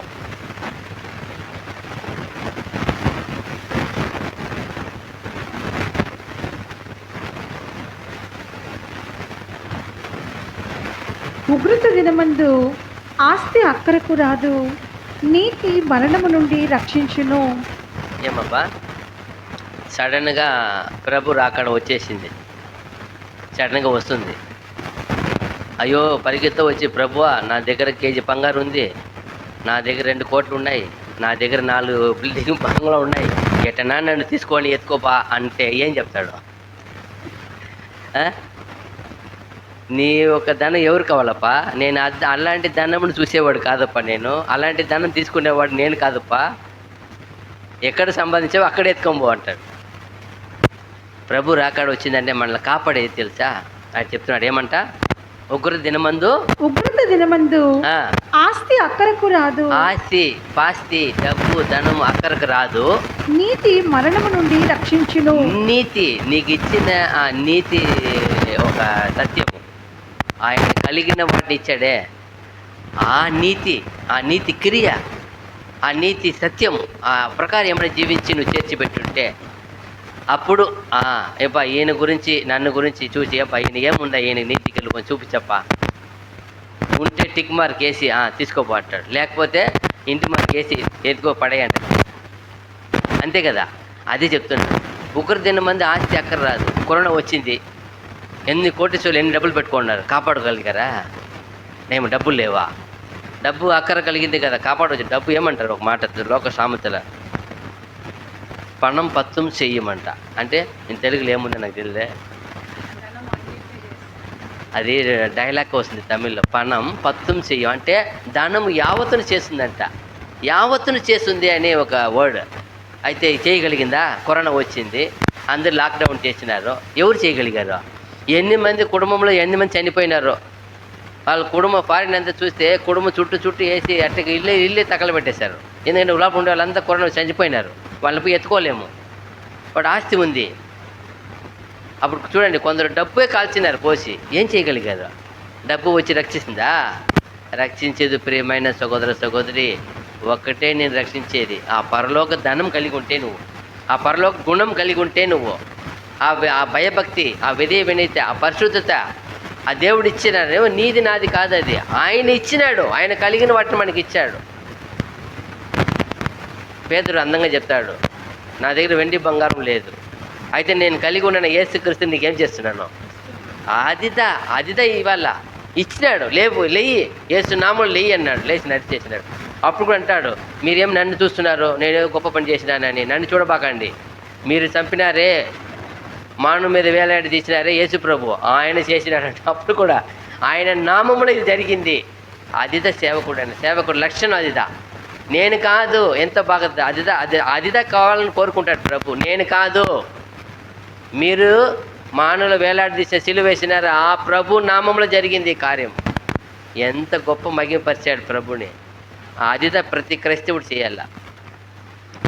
ఎన్ని కరోనా వచ్చి ఎన్ని మంది ఎలా పోయారు, ఉండేవాళ్ళే పోయినారు. ఒకసారి అయితే బెంగళూరులో వెళ్ళినప్పుడు ఒక ఆయన అంబులెన్స్లో వెళ్తూ ఉన్నాడు. బ్రదర్ చెప్పి ఫోన్ చేసి, ఆయన చూడప్పా అంబులెన్స్ వెళ్తున్నాడు, నిన్ను చెప్పినాను. నేను పోయి ఎక్కితే కోమాలో ఉన్నాడు. నేను ఇంజెక్షన్ నీడిల్స్ పెడతానంటే ఒప్పుకోవాలి ఆయన, వాళ్ళు ఒప్పుకోవాలి, వాళ్ళ ఫ్యామిలీ. ఆయన చెప్పినారు, బ్రదర్ లేదు ఆయన వేస్తాడు బాగా అవుతాడు. ఒప్పుకోనే లాస్ట్ వరకు మేము ఒప్పుకోము సార్, ఏమన్నా అప్పుడు బ్రదర్ ఫోన్ చేసి అక్కు ప్రశ్న ఏమైనా చేయిపా అన్నాడు. ఒకే పాయింట్ పర్మిషన్ ఇచ్చారు, ప్రెస్ చెప్పిన ఇది కానీ కరెక్ట్గా పని చేస్తే 15 నిమిషాలు లేస్తాడు, 15 నిమిషాలు టైం. నేనేమో చేసినాను 1.5 మినిట్ 2 కాళ్ళు చేసాను, దిగేసిన. కరెక్ట్గా 15 నిమిషాలు లేచినాడు. అది దేవుని దయ చూడండి. చెప్పినట్టు లేచినాడు. లేచి ఆయన ఏం చెప్పాడంటే, నన్ను ఎత్తుకొని పోయి వేలూరు CMC చేర్చేయండి అని చెప్పి ఒక 2 నిమిషాలు ఉండి మళ్ళీ పడిపోయినాడు. అంతే, నేరుగా వేలూరు CMC తీసుకువస్తే చేర్చుకోండి. ఆయన ఎక్కడ చెప్పినాడో అక్కడ తెచ్చేసినారు. ఆయన చేర్చుకోనే లేదు. ఆడ చిత్తూరు తిరిగినారు, ఎక్కడ కాట్పాడి దిగినారు, అటు తిరిగి లాస్ట్కి తిరుపతి వచ్చేసినారు. తిరుపతి వచ్చి బయట పెట్టి తిరుపతిని చేర్చుకోవాలి. ఎక్కడ చేర్చుకోలేదు. లాస్ట్లో తిరుపతిలో బయట అంబులెన్స్లో చనిపోయినాడు. లాస్ట్లో అడుకున్నారు బ్రదర్, అయ్యో 2 సూచనలు వేసుకుంటే బాగుంటాడు. కోమాలను బయట వచ్చినాడు కదా, వేసుకోలేదు వచ్చినాడు. అప్పుడు ఏమి అర్థమా, వాళ్ళ ధనము ఉంది, మన దగ్గర అన్నీ ఉన్నాయి, కాపాడుకుంటాం అనుకుంటారు. ఏమైనా కాపాడగలిగిందా? చాలా ఉన్నాయి వాళ్ళకి. అంబులెన్సే బెంగళూరు నుండి వచ్చిన అంబులెన్స్ అది. ఎన్ని హాస్పిటల్ దాటింది చూడండి. ఒక 3-4 రోజులు అయింది, ఎక్కడ చేర్చుకోవాలి. అప్పుడు చూడండి, వాళ్ళు ఏమంటే మా దగ్గర ధనం ఉంది, ఎంతైనా పెడతాం, ఎంతైనా ఇస్తాము. లక్షలు పెట్టుకొని తిరుగుతున్నారు. బ్యాగ్ బండి నిండుగా అన్న చూపించినారు. చూడండి, నీ బ్యాగ్ నిండుగా ఉన్నాయి, ఏమీ చేయలేకపోయింది. అప్పుడు అనిపించింది, అప్పుడు దేవుని దయ లేకపోతే మన దగ్గర ఏమీ లేదనుకో. అది దేవుని దయ ఉంది కాబట్టి మనం ఏం చేయను, అందరూ ఏం చేసిన్నాము, బ్రతికున్నాము, కొదవ లేకుండా మనం తిన్నాము, తాగినాము, మనం ఏమైనా అల్లాడలేదు, మనకు వచ్చినా మనం లేపినాడు కదా. అదిదా చెప్తున్నాడు ఇక్కడ. మీరు ఉగ్ర దినమందు ఏం ఉండకూడదు, ఆస్తి అక్కరకు రాదప్ప. ఈ లోకం అంతా ఎలాగే ఆ రోజు నోవా పడవ ఎలా ఉండింది, నోవా ఒక్కడే ఎక్కి ఆయన సిద్ధపరచుకొని వెళ్ళి దేవుడు చెప్పిన ప్రకారం చేసుకొని పోయినాడు, క్లోజ్ చేసేసినాడు. లోకం ఏమైపోయింది సడన్గా? వాళ్ళు చేర్చి పెట్టింది, వాళ్ళు నమ్ముకుండింది, వాళ్ళు ఆరాధించింది, వాళ్ళని ఏమీ చేయలేకపోయింది. ఒకే ఒక మనిషి మాత్రం, కుటుంబం మాత్రం దేవుడు చెప్పిన ప్రకారం జీవించారు. చెప్పారు కదా, ఆయన దేవుడి ఆయన చూపులో ఆయన నీతిమంతుడిగా కనబడినాడు ఆయన. అదిదా నువ్వు నేను కూడా. ఈ లోకం ఒకరోజు ఖచ్చితంగా అది చాలా దగ్గరలో ఉంది. అయితే మీరు ఏం ఆయన ఇచ్చిన వాటిని పెట్టుకోండి, మీరేం సంపాదించుకోవద్దు. ఆయన ఇచ్చిన ఆ నీతి గుణము, ఆ న్యాయము, ఆ పరిశుద్ధత, ఆ అనుకువ, ఆ ప్రేమ, అదిదా కావాలంటాడు. అది ఉంటే చాలంటాడు. చూడండి 1 తిమోతి 6:18, తిమోతి రాసిన మొదటి పత్రిక 6వ అధ్యాయము 18వ వచనము. వారు వాస్తవమైన జీవమును సంపాదించుకుని నిమిత్తము రాబోవు కాలమునకు మంచి పునాది తమ కొరకు వేసుకొనుచు మేలు చేయు వారును సత్క్రియలు అను ధనము గలవారును. ఏం ధనమంట? సత్క్రియలు. చూడండి, అప్పుడు ఏ ధనము? సత్క్రియలు అను ధనము. ఇది ఎవరు కనపడదు అండి, ఎవరు కనపడవు, దేవుడికి మాత్రమే కనపడతాయి. నీలో సత్క్రియలు ఉందా? నువ్వు తల్లిని ప్రేమిస్తున్నావా? నువ్వు చెల్లిని ప్రేమిస్తున్నావా? నువ్వు భార్యని ప్రేమిస్తున్నావా? నువ్వు ఎవరిని ప్రేమిస్తున్నావా? కరెక్ట్గా అడుగుతాడే. నువ్వు బిడ్డని ప్రేమిస్తున్నావా? ఖచ్చితంగా నడుపుతున్నావా? ఆయన ధనము, ఆయన ఇచ్చిన సత్క్రియలు అనే ధనము ఏం చేయమంటాడు? సత్క్రియలు అను ధనము గలవారును ఔదార్యము గలవారును తమ ధనములో ఇతరులకు పాలిచ్చు వారునై ఉండవలనని వారికి ఆజ్ఞాపించుము. ఏమంటే తమ ధనములో ఇతరికి పాలిచ్చి వారై. ఈరోజు ఎలా జరుగుతుంది? పీక్కోవడం జరుగుతుందా, పాలిచ్చి జరుగుతుందా? చూడండి వాక్యం ఎలా ఉంది. తన కలిగిన వాటిలో ఇతరికి పంచి ఇవ్వాలా, పాలివ్వాలా. అది ఎవరెవరికి బాధ్యత నెరవేర్చాలా. అది దాని నా గుణము. చాలామందికి ఫీలింగ్స్, 5-6 మంది పిల్లలు ఉన్నారనుకోండి, 5-6 మంది కొడుకులు, ఒక్కడే మన దేవుని బిడ్డ అయిపోయినా. అయినా కూడా లోకములు అంతే. ఏమి నేనే చూడాలన్నా నిన్ను? వీళ్ళకి ప్రశ్న. అయినా నువ్వు దేవుని బిడ్డగా నువ్వే అందరినీ చూడవచ్చు. ఇప్పుడు యోసేపు అధిపతి అయిపోయినాడు, వచ్చినప్పుడు ఎన్ని మంది చూశాడు? వాళ్ళ ఫ్యామిలీ లేకుండా 66 మంది ఉన్నారు. వీళ్ళ భార్య పిల్లలు నలుగురు తప్ప 66 మంది ఉన్నారు. ఎలాంటి ప్లేసులు పెట్టినాడు ఎత్తుకుపోయి? ఆ దేశంలోనే ఎక్కడ పెడుతున్నాడంట? రామ్సేస్ ఎలాంటి ప్లేస్ అంట? అది చాలా మంచి పంట అంట. అది గొరుగులు కాచుకునేదానికి ఆ దేశంలోనే చాలా పచ్చగా చాలా కొవ్విన ప్లేస్ అంట. అది మంచి పంట అని ఉంది ఆడ రాయపడింది. నీ ఇష్టం బా, నీ దేశం నీ ఎదుట ఉంది, ఆడ పెట్టాలని పెట్టు అంట. దానిలో ఎందుకంటే ఆల్రెడీ పంట వచ్చినప్పుడు పండించింది అన్నీ తెలుసు ఆయనకి. ఆయన తెలీదా? ఆయన పోయి చూస్తున్నాడు. ఆ ప్లేస్ని చూసి సెలెక్ట్ చేసి పెట్టి ఎలా పోషించాడు వాళ్ళకి కావాల్సిందంతా. అదిదా. అయ్యో నేమే వాళ్ళ తండ్రికి ఆయన ఒక్కడే కొడుక? 8 మంది కొడుకున్నాడు, 11 మంది ఇంకా ఉన్నారు కదా. ఆయన అందరూ నువ్వు బాధ్యత. అది కాదు, నీ ఎవరే ఉన్నావు, నువ్వు దేవుని బిడ్డ. నువ్వు దేవుని బిడ్డకి నీ కలిగినప్పుడు నువ్వు పోషించు. నేను 4 మంది ఉన్నాను, నేను ఏమి మాకే పట్టిందా మాకేనా? నువ్వు దేవుని బిడ్డ, నీ దేవుని గుణం ఉంది నీలో. దేవుని గుణం అలాగే కనపడాలా. అదిదా దేవుడు కోరుకుంటాడు. అది ఎంత బాగుంటాడు. ఏమంట? వారు వాస్తవమైన జీవమును సంపాదించుకుని నిమిత్తము రాబో కాలమునకు మంచి పునాది. చూడండి, ఇది వాస్తవమైన జీవితం సంపాదించుకున్నట్టుకు ఇది ఇక్కడ. అయితే ఏమే అదే ఇప్పుడు రాబోయే చెప్తున్నాడు, స్పెషల్గా చెప్తున్నాడు, స్పెసిఫిక్ ఇంకా వారు వాస్తవమైన జీవమును సంపాదించుకుని నిమిత్తము రాబో కాలమునకు మంచి పునాది తమ కొరకు వేసుకొనుచు మేలు చేయువారును. ఏమంట? ఏం పునాది? మీరు మంచి పునాది యేసుప్రభు వచ్చి లేపబడాలా, మీరు రక్షించబడాలా అంటే ఏమంట? మంచి పునాది అంటే ఏమే? మేలు చేయువారును. మంచి పునాది తమ కొరకు వేసుకొనుచు మేలు చేయువారును సత్క్రియలు అను ధనము గలవారును ఔదార్యము గలవారును తమ ధనములో ఇతరులకు పాలిచ్చు వారునై. చూడండి, ఔదార్యం అంటే ఏం మీనింగ్ తెలుసా? చాలా ధర్మదానం చేసేవాడు. ఔదార్యం అంటే ఏమి, చాలా అందరికీ మంచివాడుగా ఉంటాడు. అది గొప్పవారు. ఎంత బాగుంది చూడండి, తమిళ బాగా అందంగా ఉంది అది. మళ్ళా తమ ధనములో ఇతరులకు పాలిచ్చువారు దాని వివరించి చెప్తున్నారు. మళ్ళా తమ ధనములో ఇతరికి పాలిచ్చేవారును ఉండవలనని వారికి ఆజ్ఞాపించుము. చూడండి, ఆజ్ఞాపించమంటున్నాడు. 4 విషయం చెప్పి, ఏ ధనము గురించి ఇక్కడ రాయబడలేదు. ఈగలోక ధనం గురించి ఏం చేయాలి? పరలోకములో పోయి మీరు రాబోయే కాలం జీవించాలంటే సర్క్రియలు అనే ధనము, ఆ ధనము సర్క్రియలు. ఒకవేళ ఈగలోక ధనం ఉన్నా కూడా దాన్ని ఏం చేయమంటున్నాడు? మీ వాళ్ళ కొరకు పాలించు. వచ్చినాడు ఒక ఐశ్వర్యవంతుడు వచ్చి ప్రభుని అడుగుతున్నాడు, నిత్యం పొందడానికి ఏం చెప్పాడు ప్రభు? అన్నీ చేయబడిదంతా నేను చిన్నప్పటి నుంచి చేస్తున్నాను చెప్పేశాడు. సరే, లాస్ట్ ఒకటి చెప్పాడు, నీ ఆస్తి అమ్మి ఏం చేయాలి?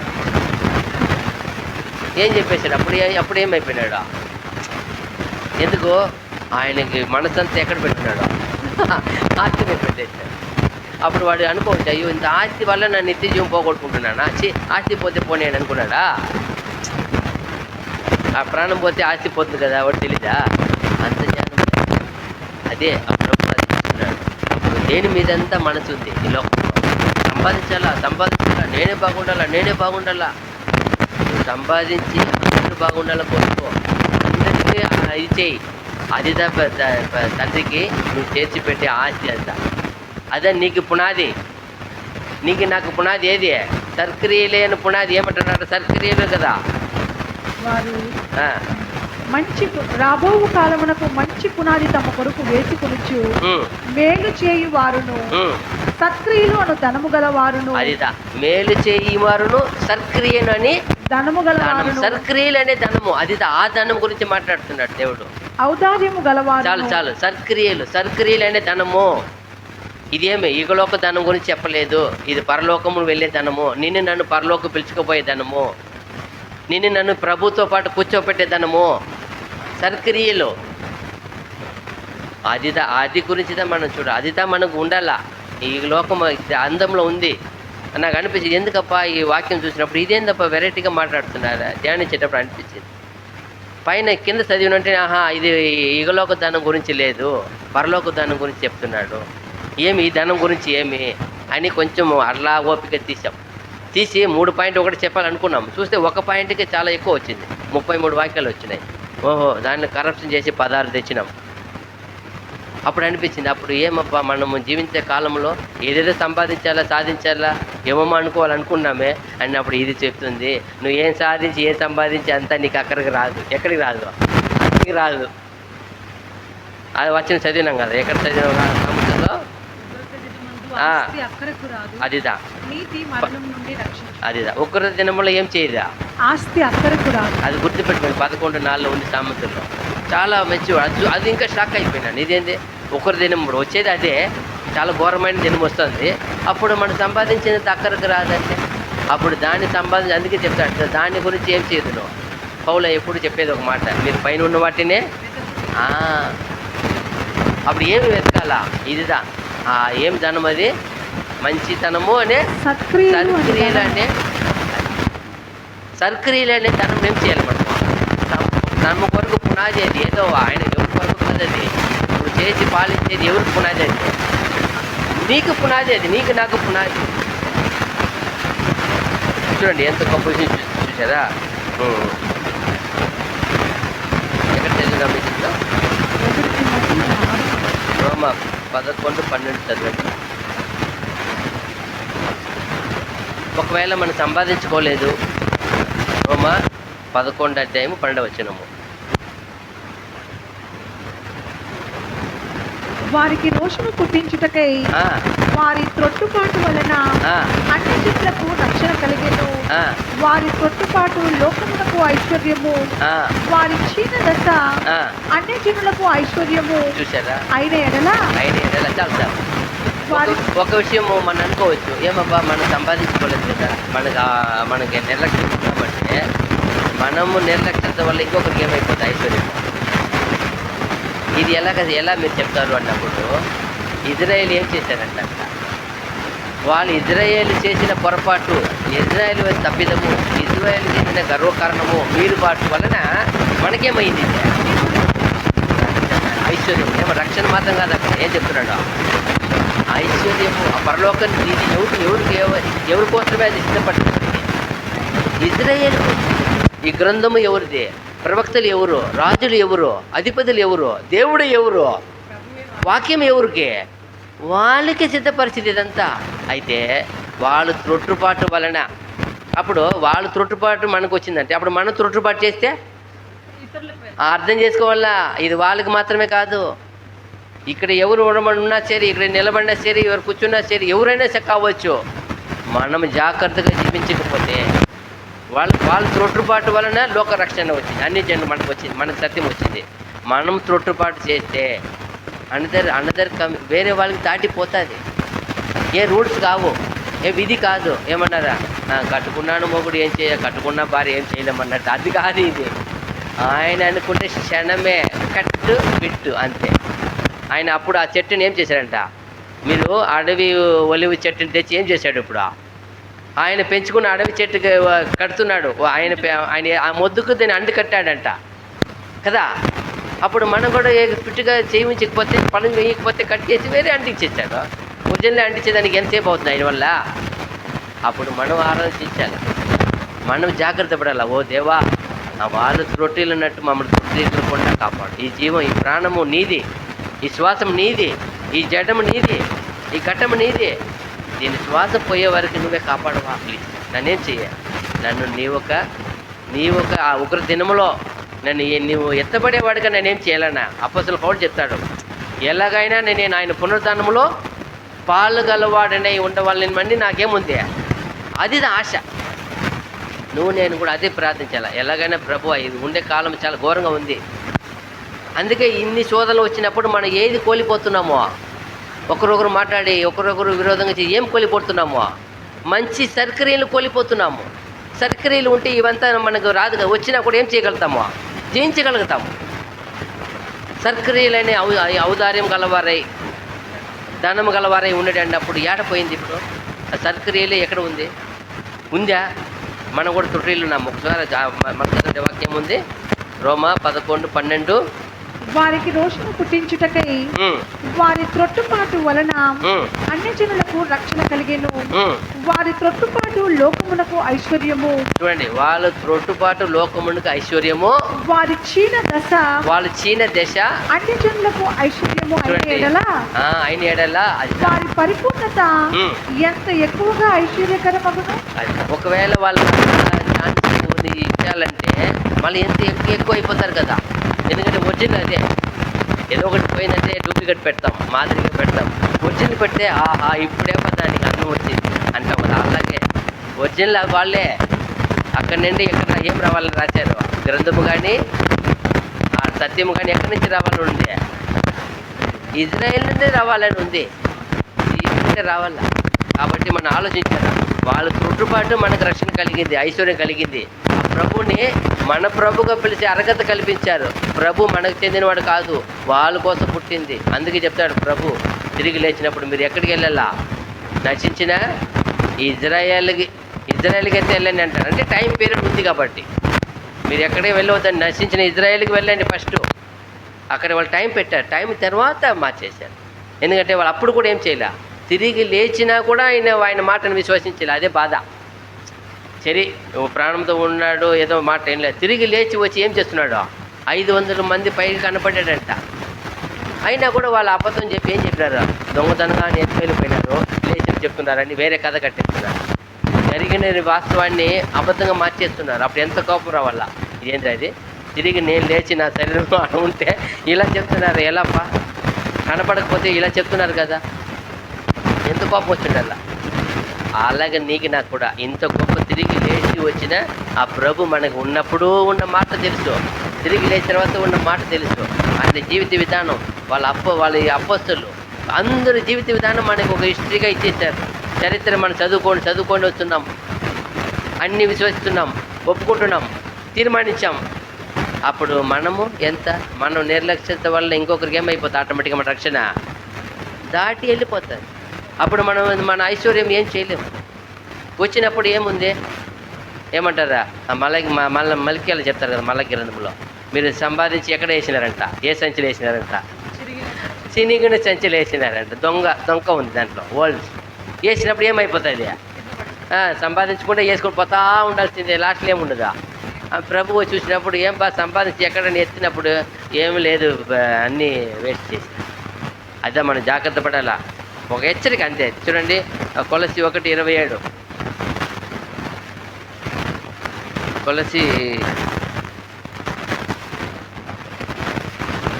అన్యజనులలో 1:27 ఈ మర్మము యొక్క మహిమ ఐశ్వర్యము ఎట్టిదో అది అనగా మీ యందున్న క్రీస్తు మహిమ నిరీక్షణ అయి యున్నానను సంగతిని దేవుడు తన పరిశుద్ధులకు తెలియపరచగోరి ఇప్పుడు ఈ మర్మమును వారికి బయలుపరచెను. ఏమంటున్నాడు?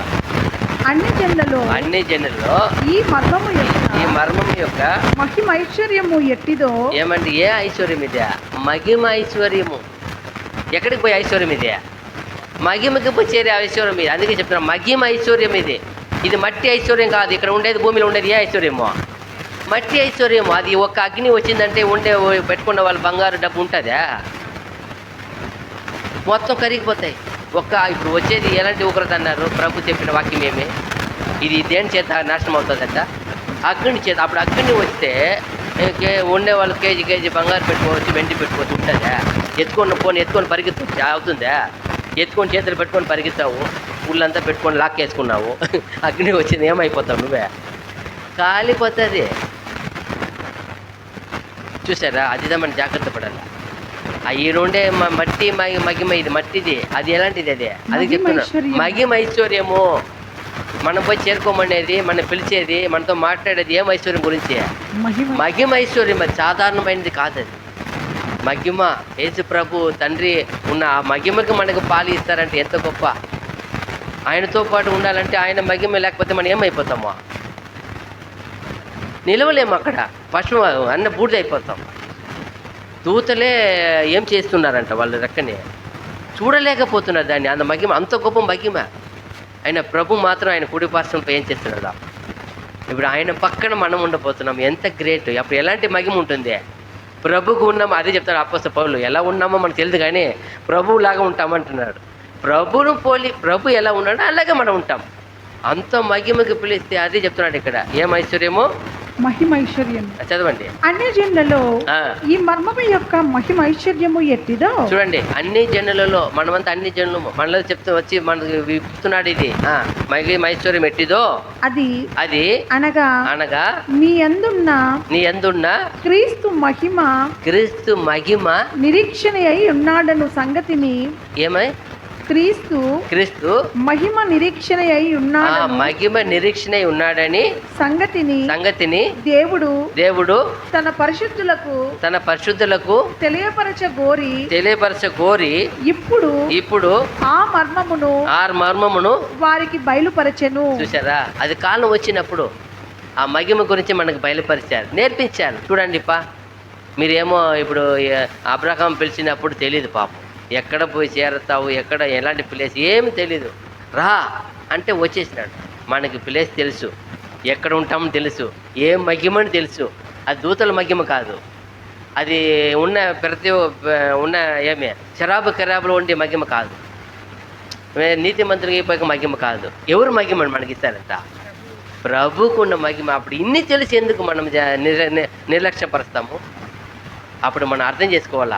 ఆ ప్రభుకున్న మహిమను మనకి ఇస్తానని వాగ్దానం చేసి ఆ కాలం వచ్చినప్పుడు మనకు ప్రూఫ్ చేస్తున్నాడు. చూడప్ప, క్రీస్తు మహిమకు మిమ్మల్ని ఏం చేస్తున్నాను? పిలిచున్నానప్ప. ఆ మహిమకు ఉండాలంటే ఇదంతా ధరించుకోండి, ఈ ఐశ్వర్యం కలిగి ఉండండి. అదే చెప్తున్నాడు. మరలా 1 తిమోతి ఇప్పుడు ఏం చదివినాము? 1 తిమోతి 6:17.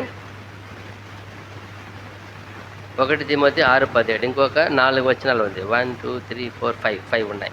ఇహమందు ధనవంతులైన వారు గర్విష్ఠులు కాక అస్థిరమైన ధనమునందు నమ్మిక ఉంచక సుఖముగా అనుభవించుటకు సమస్తమును మనకు ధారాళముగా దయచేయు దేవుని యందే నమ్మిక ఉంచుడని ఆజ్ఞాపించుము. చూడేదా, ఒకవేళ యజ్ఞంలో కూడా దేవుడు అనుగ్రహం చేత వచ్చింది అనుకోండి, దాని మీద ఏం చేయకూడదంట, మనసు ఉంచకూడదంట. గర్విష్ఠులు ఇప్పుడు ఆ ధనవంతుడు వచ్చి అడిగినాడు కదా అబ్బాయి, నిత్యజీవం పొందుకోవాలి ఏం చేయాలి ప్రభు అన్నప్పుడు అన్నీ చెప్పేసి ఇది ఎక్కడ ఉంది మనసు వాడికి, దానివల్ల వాడు ఏం చేయలేకపోతే దాన్ని వదులుకోలేకపోయినాడు. దాని మీద ఆశ మనసు దాన్ని పెట్టాడు కాబట్టి దాని మీదే ఉంది ఆయనకి. నిత్యజీవము కంటే అది ఎక్కువ ప్రేమించి వెళ్ళిపోయినాడు. ఆయన ప్రభు ఏం చెప్తాడు,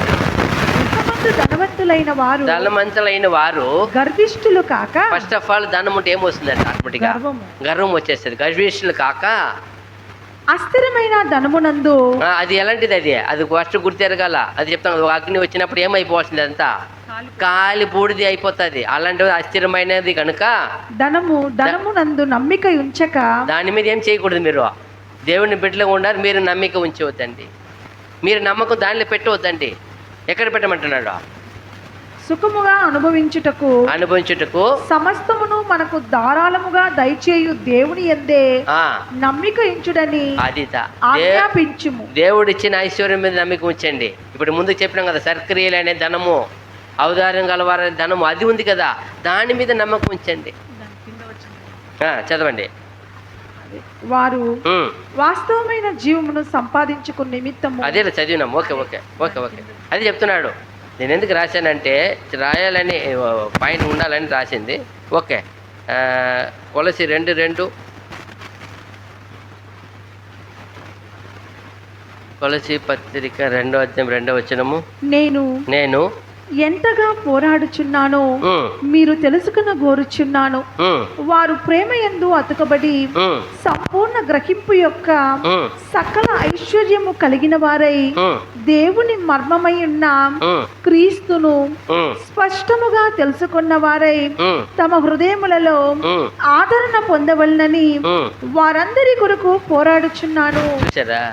ఈ సేవకుని ఒక తపన చూడు, పోరాట చూడు, ఎంత బాగా చూడు. ఏం చేయాలి, మనం ఏం చేయాలంట, నేను ఎంతగా పోరాడుచున్నానో మీరు తెలుసుకున్న కోరుచున్నాను. వారు ప్రేమ యందు అతకబడి, ఏమంట, ప్రేమ యందు అతకపడి సంపూర్ణ గ్రహింపు యొక్క సకల ఐశ్వర్యము కలిగిన సకల ఐశ్వర్యము ఏదే ఆ పరలోకపు చేరుటకు, ప్రభుతో ఉండటకు మీరు కావాల్సిన ఐశ్వర్యం అంతా చెప్పారు కదా, పైన అంతా చెప్పారు కదా, అన్ని కలిగి ఉండటకు దేవుని మర్మమై ఉన్న క్రీస్తును స్పష్టముగా తెలుసుకున్న వారై. ఎలా అంట, స్పష్టముగా తెలుసుకున్న వారై. ప్రభులు వారు ఎక్కడైనా నాకు నచ్చలేదు వీడిని తోడుకోబోని చెప్పేశారా, తరిమేశారా? అదిత ప్రభు మనసు. అందరినీ ప్రేమిస్తాడు. తన్ను సిలువలో వేయడానికి మూల పురుషుడు ఒకడు నేను ఇక్కడే పెంచుతున్నాను తెలిసి కూడా అతను ఏ రోజు ఏం చేయలే, ఒక చిన్న పళ్ళు కూడా పలకల. అయితే ఏం చెప్తున్నాడు, లేచి తండ్రి నీ వాక్కు నెరవేర్పు కొరకు ఒకడు ఏమైనాడో తప్పిపోయినాడు అన్నాడు. వాక్కు నెరవేర్పు కొరకు అతను తప్పు చెప్పాలి. అప్పుడు కూడా వాక్కు నెరవేర్పు కొరకు ఒకరు ఏం చేయాలి, అది నెరవేర్చాలి. అందువల్ల తప్పిపోయినాడు. వాక్కు ఉంది కదా, వాక్కు ఎవరో ఒకరు నెరవేరు, అది ఆయన పర్మిషన్ ఉంటేనే, దేవుడే అనుమతించాడు దాన్ని. ఎవరు ఇప్పుడు ఆయన చూపించకపోతే ప్రభు సిలువ వేయబడలేడు. చూడు అప్పుడు ఎంత పెద్ద ప్లాన్ ఎవరు ద్వారా జరుగుతుంది. మనం ఏమనుకుంటాము, ఇస్కరియోతు చాలా మోసమైన వ్యక్తి అనుకుంటాం. అతను దేవుని ప్లాన్లో ఉన్నాడు. ఆయన చిత్తం జరగడానికి ముఖ్యమైన వ్యక్తి ఆయన గురించి దేవుని చిత్తం ఏముండదో. అయితే మనం ఏం చేయకూడదు, మనము ఎవరిని ఏమనకూడదు, అతను కూడా ఏమనకూడదు. ప్రభు అనలేదు కదా, నేనేమన్నాలా? అదిదా చూస్తుంది. ఎంత బాగా చూడండి, ఎంత యేసు ప్రభు ఉన్న ఆ మర్మాన్ని, ప్రభులో ఉన్న ఆ ప్రేమ గుణాన్ని చివరిలో కూడా సిలువలో కూడా ప్రేమిస్తున్నాడప్ప. ఎంత గొప్ప ప్రేమపా సిలువలు నన్ను. అప్పుడు కూడా ఏమంటాడు, ఏమని ఎక్కడ ఉన్నాడు, ఆయన దృష్టి ఎక్కడ ఉందంట, నేను పొందపోయే మగిమ ఎదుటి ఇవంతా ఎంచదగినవి కావు అంటున్నాడు. ఆ ఇప్పుడు ఇంకా కొన్ని దినాలు ఏమైపోతాను నేను తండ్రి దగ్గర, మునుపటి ఉండే పరిస్థితికి వెళ్ళిపోతాను. నేను ప్రధాన కెరూబుగా ఆయన పక్కన ఉన్నాను కదా శిల్పిగా, అక్కడికి వెళ్ళిపోతాను నేను. అదే అంటాడు ఆయన, తండ్రి నేను మునుపు ఏమి ఇచ్చావో అదే నాకు ఇవ్వు వేడుకుంటున్నాడు. తెలీదు ఆయనకి ఇంత గొప్ప మహిమ ఇస్తాడని తెలీదు. తండ్రి కుడిపార్శ్వంలో వస్తానని తెలీదు. అందువల్ల అప్పుడు కెరూబు చెరుపు ఎదురు ఎలా ఉండాలి ఆయన చుట్టూ, ఆయన్ని ఆరాధిస్తూ ఆ పరిస్థితి కోరుకున్నాడు. ఈయన చేసిన త్యాగం, ఈయన చేసిన ఆ దేవుని వాక్కు నెరవేర్పును చూసి తండ్రి ఆయన ఇచ్చాడు. అదిదా మనకు కూడా ఆ మహిమ ఎదుట మనం అయిపోతున్నాం. మనం ఏం చేస్తాం? మనం ఏం సిలువ వేస్తారా? లేదు. మనం ఆ ప్రేమలో అతకపడి ఏమంట, క్రీస్తు ప్రేమలో దేవుని మర్మమై ఉన్న క్రీస్తును స్పష్టముగా తెలుసుకున్న వారై తమ హృదయములలో ఆదరణ పొందవలనని వారందరి కొరకు పోరాడుచున్నాను. ఒక పోరాటం అదిదా చూస్తున్నాడు. చూడండి, ఎఫెసీ 3:19 ఎఫెసీ 3:19 జ్ఞానమునకు మించిన క్రీస్తు ప్రేమను తెలుసుకొనుటకును. ఏమంట? జ్ఞానమునకు మించిన క్రీస్తు ప్రేమను తెలుసుకొనుటకు తగిన శక్తి గలవారు కావాలనియు ప్రార్థించుచున్నాము. 8వ వచనము 3:8 అక్కడే ఎఫెసీ 3:8. దేవుడు మన ప్రభువైన క్రీస్తు యేసునందు చేసిన నిత్య సంకల్పము చొప్పున పరలోకములో ప్రధానులకును అధికారులకును సంఘము ద్వారా తన యొక్క నానా విధమైన జ్ఞానమును ఇప్పుడు తెలియబడవలనని ఉద్దేశించి శోధింప సఖ్యము కాని క్రీస్తు ఐశ్వర్యమును అన్ని జనులలో ప్రకటించుటకును సమస్తమును సృష్టించిన దేవుని యందు పూర్వకాలము నుండి మరుగై ఉన్న ఆ మర్మమును గూర్చిన ఏర్పాటు ఎట్టిదో అందరికి తేటపరచుటకు పరిశుద్ధులందరిలో అత్యల్పుడనైన నాకు ఈ కృప అనుగ్రహించెను. చూడండి, ఈ పౌలు గారు ఎంత గొప్ప సేవకుడు అంటే, దాదాపు ఈ ఒక పుస్తకం న్యూ టెస్ట్మెంట్ 70% వరకు రాసింది ఎవరిదా? ఆయన అంటాడు ఈ మాట. తమిళ్ ఎంత ఉందంటే, ఈ చిన్న సేవకుడు నన్ను వాడుకున్నాడు. అత్యల్పుడు అంటే అది నాకు మీనింగ్ రాదు కదా. ఎంత గొప్ప సేవ చేసి, ఎన్ని గ్రంథాలు రాసి, ఆయన పుస్తకం రాసి, ఆయన ఎంత గొప్ప సంఘాన్ని స్థాపించి, ఎంత గొప్ప సేవ చేసిన వ్యక్తి చెప్పే మాట చూడు. అత్యల్పుడైన నాకు ఈ కృప, ఈ ఐశ్వర్యం ఏం చేయాలంట అన్ని జనులకే. ఆయన తెలియపరకపోతే మనకు తెలిసేది కాదు. ఈ వాక్యం ఆల్మోస్ట్ ఆయన చెప్పిన గ్రంథం తెస్తే మనం మార్చుకుంటాం. అన్నీ మాట్లాడిందంతా 2-3 వాక్యాలు తప్ప, సామెతలు, దినవృత్తాంతములు, సామువేలు 3 వచనం తప్ప ఆల్మోస్ట్ ఎక్కడ తీసుకునిందే పౌలు రాసిందే. అయితే ఆయన చెప్తున్నాడు ఆ మాట, నాకు చాలా గుర్తించింది. ఎందుకు అంత గొప్ప సేవ చేసి ఆయన అంటాడు, అత్యల్పును నాకు ఈ క్రీస్తు ఐశ్వర్యం తెలుపుటకు నన్ను ఏం చేశాడు? ఒక పాత్రగా అనుగ్రహించాడు అన్నప్పుడు నాకు మనమంతా ఏమి చేయలేదు, ఏమి చేయకుండానే ఇంత ముళ్ళు పుడతామే, ఇంత దూకుతామే. ఆయన అన్నీ చేసి అత్యల్పుడు నాకు ఇచ్చిన కృప ఏం తెలుసా? క్రీస్తు ఐశ్వర్యం మీకేం చేయాలా? మీకు ఇవ్వాలండి, తెలియజేయాలి, అందరికీ ఇవ్వాలండి. ఎంత గొప్ప సేవకుడప్ప! క్రీస్తు ఐశ్వర్యం ఆయన ఇవ్వకపోతే మన దగ్గర వచ్చేది కాదు. ఇది మాట వినేది కాదు, మనం నేను దేనిచ్చేవారం కాదు మనము. అయితే ఆయన ఐశ్వర్యం చూసారా, ఇచ్చేసి చెప్తున్నాడు, అత్యల్పుడు నన్ను ఏం చేశాడండి? ఏమన్నాడు? పరిశుద్ధులందరిలో అత్యల్పుడైన నాకు ఈ కృప అనుగ్రహించాను. అత్యల్పుడు సేవకుడు, గొప్ప సేవకుడు చెప్పలే, నేను చిన్నవాడిని అంటాడు, తగ్గించుకుంటున్నాడు. చిన్నవాడని నాకు ఇచ్చినాడు ఈ కృప అని. నేను అన్నీ రాసి పెట్టి అన్ని సమస్తం చేసేసి చెప్పే మాట చూడు. అదిదా దేవునికి మహిమ. అదిదా ఉండాల ప్రతి క్రైస్తవులకి, ప్రతి సేవకులకి, ప్రతి ఒక్కరికి ఉండాల. దేవుడిని పెట్టిన అందరికీ మనసు ఉండాల. నేను చేసేది కాదు, చెప్పినామంటే పోయా. క్రీస్తు ప్రేమ కాదు, క్రీస్తు అంత గొప్ప రక్షణ కార్యం చేసి చెప్పినాడా? నేను వచ్చి మీకు రక్షణ చేయాలా, నేనే చేయాలా అని చెప్పాడా? చూడండి ఎంత గొప్ప ఆయన చూపించాడు. అందుకే ఎవరైనా దొడ్డ పని అపేక్షించినది గొప్ప పని అద్దెకి నేనేం చేయాలని ఫస్ట్ వాళ్ళు దొడ్డ పని చేయమన్నాడు. ప్రతి ఒక్కరికి ఏం సేవ చేయి, నేను దేనికి రాలేదంటాడు. నేను పరిచయం చేయించుకోవడానికి రాలేదు కానీ అనేకుల కొరకు నా ప్రాణము పెట్టి చేయుటకు వచ్చినాను అన్నాడు. చెయ్యటగా వచ్చాడు ఆయన, అదే చూపించాడు. అదిదా కావాలా, అన్నీ చేసి కూడా నేను ఏమి చేయలేనట్టుగా చెప్తున్నాను చూడు సేవకులు. అదిదా సేవకులు, అదిదా ప్రభు మనసు, అదిదా ఐశ్వర్యము, నువ్వు కలిగిన ఐశ్వర్యం అదిదా. అదిదా ఈయన ఐశ్వర్యం. చూడండి ఎంత గొప్ప సేవ చేయొచ్చు అని చెప్తాను. అన్ని లిస్టు చెప్పి క్రీస్తు ఐశ్వర్యం మీకు కొరకు ఏం చేయాలంట, కనపరిచే నిమిత్తము నన్ను వాడుకున్నాడని. మనకి ఎవరికైనా క్రీస్తు ఐశ్వర్యం కనపరిచామా? చూడండి 2 కొరింథీ 6:10, 2 కొరింథీ 6:10 2 వచనాలు ఉన్నాయి. ఘనతల వలనను సుకీర్తి దుష్కీర్తుల వలనను దేవుని పరిచారకులమై ఉండి అన్ని స్థితులలో మమ్మును మేమే మెప్పించుకొనుచున్నాము. మేము మోసగాండ్రమైనట్లుండి సత్యవంతులము, తెలియబడని వారమైనట్లుండి బాగుగా తెలియబడిన వారము, చనిపోవుచున్న వారమైనట్లుండి ఇదిగో బ్రతుకుచున్న వారము, శిక్షింపబడిన వారమైనట్లుండి చంపబడని వారము, దుఃఖపడిన వారమైనట్లుండి ఎల్లప్పుడూ సంతోషించు వారము, దరిద్రులమైనట్లుండి అనేకులకు ఐశ్వర్యము కలిగించు వారము, ఏమీ లేని వారమైనట్లుండి సమస్తమును కలిగిన వారము. ఇదిదా దేవుని పెట్టు గుణము. ఎలా ఉండాలా చూసేదానికి? అందులో దరిద్రులు కనపడాలా, ఏమి లేని వారు కనపడాలా. ఆయన అనేకులను ఏం చేస్తున్నాం? మేము ఐశ్వర్యవంతులుగా చేసేస్తున్నాం. ఆయన కొట్టబడుతున్నాము, అయితే ఏం పడలేదు, మేము చంపబడిన వారం కాదు. ఎంత లిస్ట్ ఇచ్చాడు ఆయన, జరిగినంత చెప్తున్నాడు.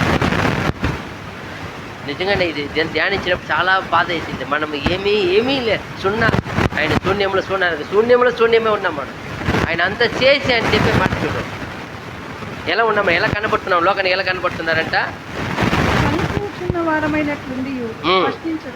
ఫస్ట్ చదివి.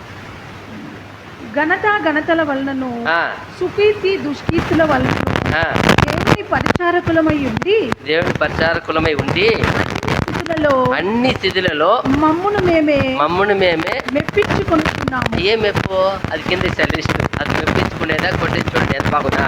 మేము మోసగాండ్రమైనట్లుండి సత్యవంతులు. అదిదా చూసేదానికి ఎలా కనపడుతుంది? అందరూ ఎదుట మనము మోసగాళ్ళు కనప, అయితే మనం ఎలా ఏం ధరించున్నామంట? సత్యవంతులము. తెలియబడని వారమైనట్లుండి ఏమి దృష్టికి ఏమి ఎవరికి అయ్యో వాళ్ళకి ఏమి తెలియదు, వాళ్ళకి ఏమి లేదు, సత్యమే లేదంటారు. అయితే ఏముంది అంట?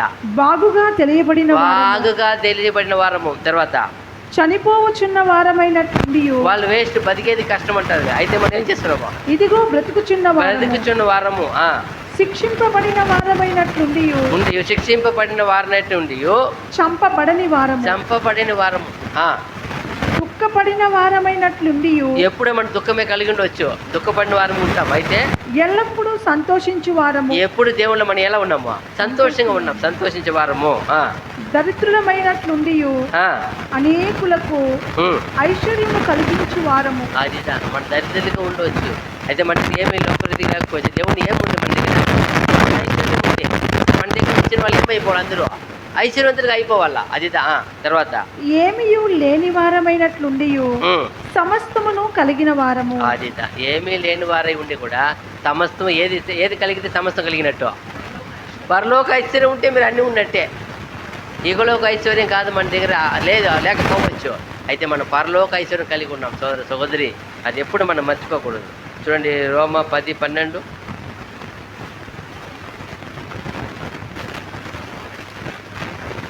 రోమా 10:12. యూదులని గ్రీసు దేశస్థులని భేదము లేదు. యూదులని గ్రీసు దేశస్థులని భేదము లేదు. ఒక్క ప్రభువే అందరికీ ప్రభువై ఉండి తనకు ప్రార్థన చేయు వారందరి ఎడల కృప చూపుటకు ఐశ్వర్యవంతుడై ఉన్నాడు. ఎవరైనా భేదంలే, అయ్యో నువ్వు ఆ దేశము ఈ దేశము ఆ జాతి ఈ జాతి అదంతా అసలు నువ్వు ప్రభుని ఏం చేయాలి? నువ్వు ప్రభువును ప్రార్థిస్తే చాలు. ప్రభు నామూలు ప్రార్థిస్తే నేనేం చేస్తాడు ఆయన? ఐశ్వర్యవంతుడు అవుతాడు. ప్రభువులను ఉండాలా, ప్రభు మనిషిగా ఉండాలా, ప్రభు సొత్తుగా ఉండాలా, ప్రభు ప్రియురాలుగా ఉండాలా. ఏముండాలి ఆయన కోరుకున్నాడు? ఈ గుణమంతా ఇచ్చే నా ప్రియురాలుగా ఉండు. ఎవరు ఏమన్నా పర్వాలే, నేను చూస్తాను నిన్ను, నేను రక్షిస్తాను నిన్ను. నన్ను ఎత్తుకునేవాడు ఆయన, నన్ను చేర్చుకున్నవాడు ఆయన. అది మనం మర్చిపోకూడదు. లాస్ట్ వచ్చినాము చూడండి, ప్రసంగి 9:11. ప్రసంగి గ్రంథము 9వ అధ్యాయము 11 వచ్చినము. మరియు నేను ఆలోచింపగా సూర్యుని క్రింద జరుగుచున్నది నాకు తెలియబడెను. వడిగల వారు పరుగులో గెలవరు, బలము గలవారు యుద్ధమునందు విజయముందరు, జ్ఞానము గల వారికి అన్నము దొరకదు, బుద్ధిమంతులగుట వలన ఐశ్వర్యము కలుగదు, తెలివిగల వారికి అనుగ్రహము దొరకదు. ఇవన్నీ అదృష్టము అదృష్ట వశము చేతనే, కాల వశము చేతనే అందరికీ కలుగుచున్నవి. ఈ దేవుని దయం రాలేదు మీకు? ఏమి ఇలా రాశారు? మాకు దేవుని వల్ల దేవుని దయను, దేవుని అనుకూలతను వస్తేనే. చూడండి ఎంత బాగుంది. దేవుడిని ఒక వలనే అవుతుందంట. అది దేవుడు లేకపోతే అవుతుంది. నాకు బలం ఉంది, జ్ఞానం ఉంది, సంపాదించుకొచ్చాను అనుకోకూడదంట. అన్నీ కలిగి అన్నీ ఉంది, బలం ఉంది, ఏమేమి ఉంది లిస్ట్ ఇచ్చినారు. నేను చదువుకుంటాను, నాకు వచ్చి కదా, నా దగ్గర ఉంది కదా. అది కూడా చదివేస్తారే.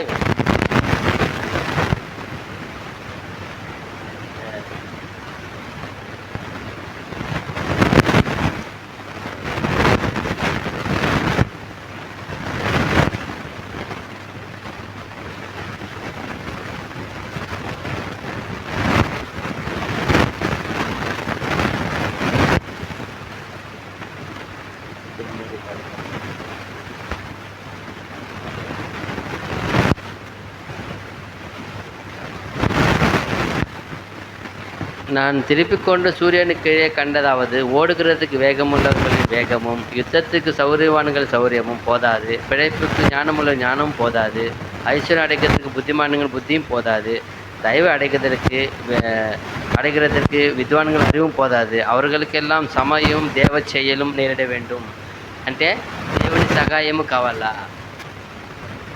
దేవుని సహాయము, దేవుని దయ లేకపోతే ఏం చేయదు, ఏమీ ఎత్తుకు. మనం ఇదంతా కూడా మనం దేవుని దయ వల్లే మన ఎత్తుకు వస్తూ ఉంది. మనం ఏమీ లేకుండా ఎటు ఉన్నామనే బాధ ఉండొచ్చు. దేవుడు మనల్ని చూస్తున్నాడు, మనల్ని ప్రేమిస్తున్నాడు, మనల్ని రక్షించాలని ఆయన ప్రాణము. అయితే మనలో ఏం చూస్తే ఎందుకు పేదం భిన్నం వస్తుంది? నా ఐశ్వర్యం ఎవరు ధరించున్నారని కావాలా? ఎటైనా పోనీ, ఎటైనా ఉంది, అందరిలో విశ్వాసం ఉంది, అందరిలో వాక్యం ఉంది, సత్యం ఉంది. అయితే నా పరిపూర్ణమైన నా ఒక పునాది లాంటి ఈ ఒక ఐశ్వర్యం కలిగి ఉన్నారా? సత్క్రియలనే ఔదార్యం గలవారా ఉన్నారా? ఎందుకంటే ఆయన వస్తాడు, వచ్చినప్పుడు మనం ఎత్తపడాలంటే మన దగ్గర ఈ ఒక క్వాలిటీ ఉంటే, ఈ ఐశ్వర్యం లేకపోతే, ఈగలోక ఐశ్వర్యం కలిగి ఉంటే మనం ఏం చేయలేము, ఎవరు రక్షించలేము. అయితే మనం ఈగలోకి ఉన్న వారికి అయితే ఈ ఐశ్వర్యం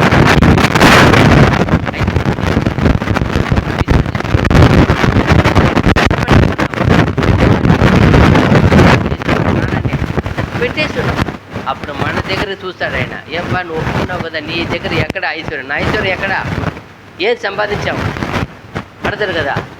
1, 2, 5 ఇచ్చేసిపోయిన వాడు వచ్చేసి వాళ్ళ వాళ్ళు వ్యాపారం చేసి సంపాదించారు. మనకి ఇచ్చింది ఏమి? మనం ఎవరు సంపాదించాం? పోనీ మనమనే రక్షించేందుకు మనమనే దాన్ని పాటించి మనల్ని సంపాదించుకున్నామా? లాభకరంగా ఉన్నామా? నన్ను నమ్ముకున్నవారు, నిన్ను నమ్ముకున్నవారు, మనలో ఉన్నవారు, మన కుటుంబం ఎవరు సంపాదించి పెట్టాం?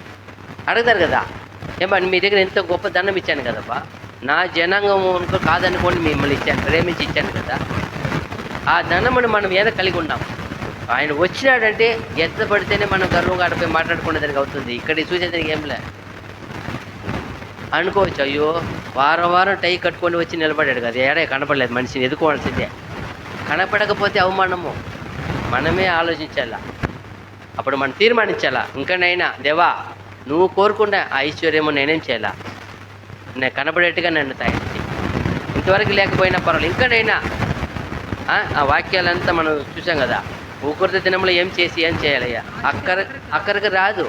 ఆయన వచ్చేసినాడంటే అక్కర ఆస్తి అంత రాదు. నువ్వు నేను సంపాదించుకున్న పరలోక ఐశ్వర్యం ధనం ఉంటే అది మనం ఏం చేసింది, ఇదిగో మా మంచి దాసుడా నువ్వు రా అని ఏం చేస్తాడు మనల్ని, అది. కాబట్టి మనందరము ఈ యొక్క వాక్యాన్ని ఫస్ట్ వచ్చిన ఏం చదివినాము, మన సామెతలు 8:18 చదివి ముగించుకుంటాం. ఇంకా మీలైతే ఆ 2 పాయింట్లు కూడా చూస్తాం రాబోయే కాలంలో. ఐశ్వర్య ఘనతలను స్థిరమైన కలిమియు నీతియు నా యొద్దనున్నవి. ఆ విధంగా ఆయన వల్ల ఏమన్నాడు అక్కడ, నీతియు శాశ్వతమా, ఐశ్వర్య ఘనతలను స్థిరమైన కలిమియు. స్థిరమైన కలిమి మనకిచ్చేది ఎలాంటిది, అది స్థిరమైనది. ఒక ఐశ్వర్యం ఇచ్చారు మనకి. కాబట్టి మనందరూ ఈ వాక్య ప్రకారం గ్రహించి ఒప్పుకొని జీవించి గొప్ప ఆశీర్వాదం పొందినట్లు తండ్రి అయిన దేవుడు మనందరి సహాయం చేయని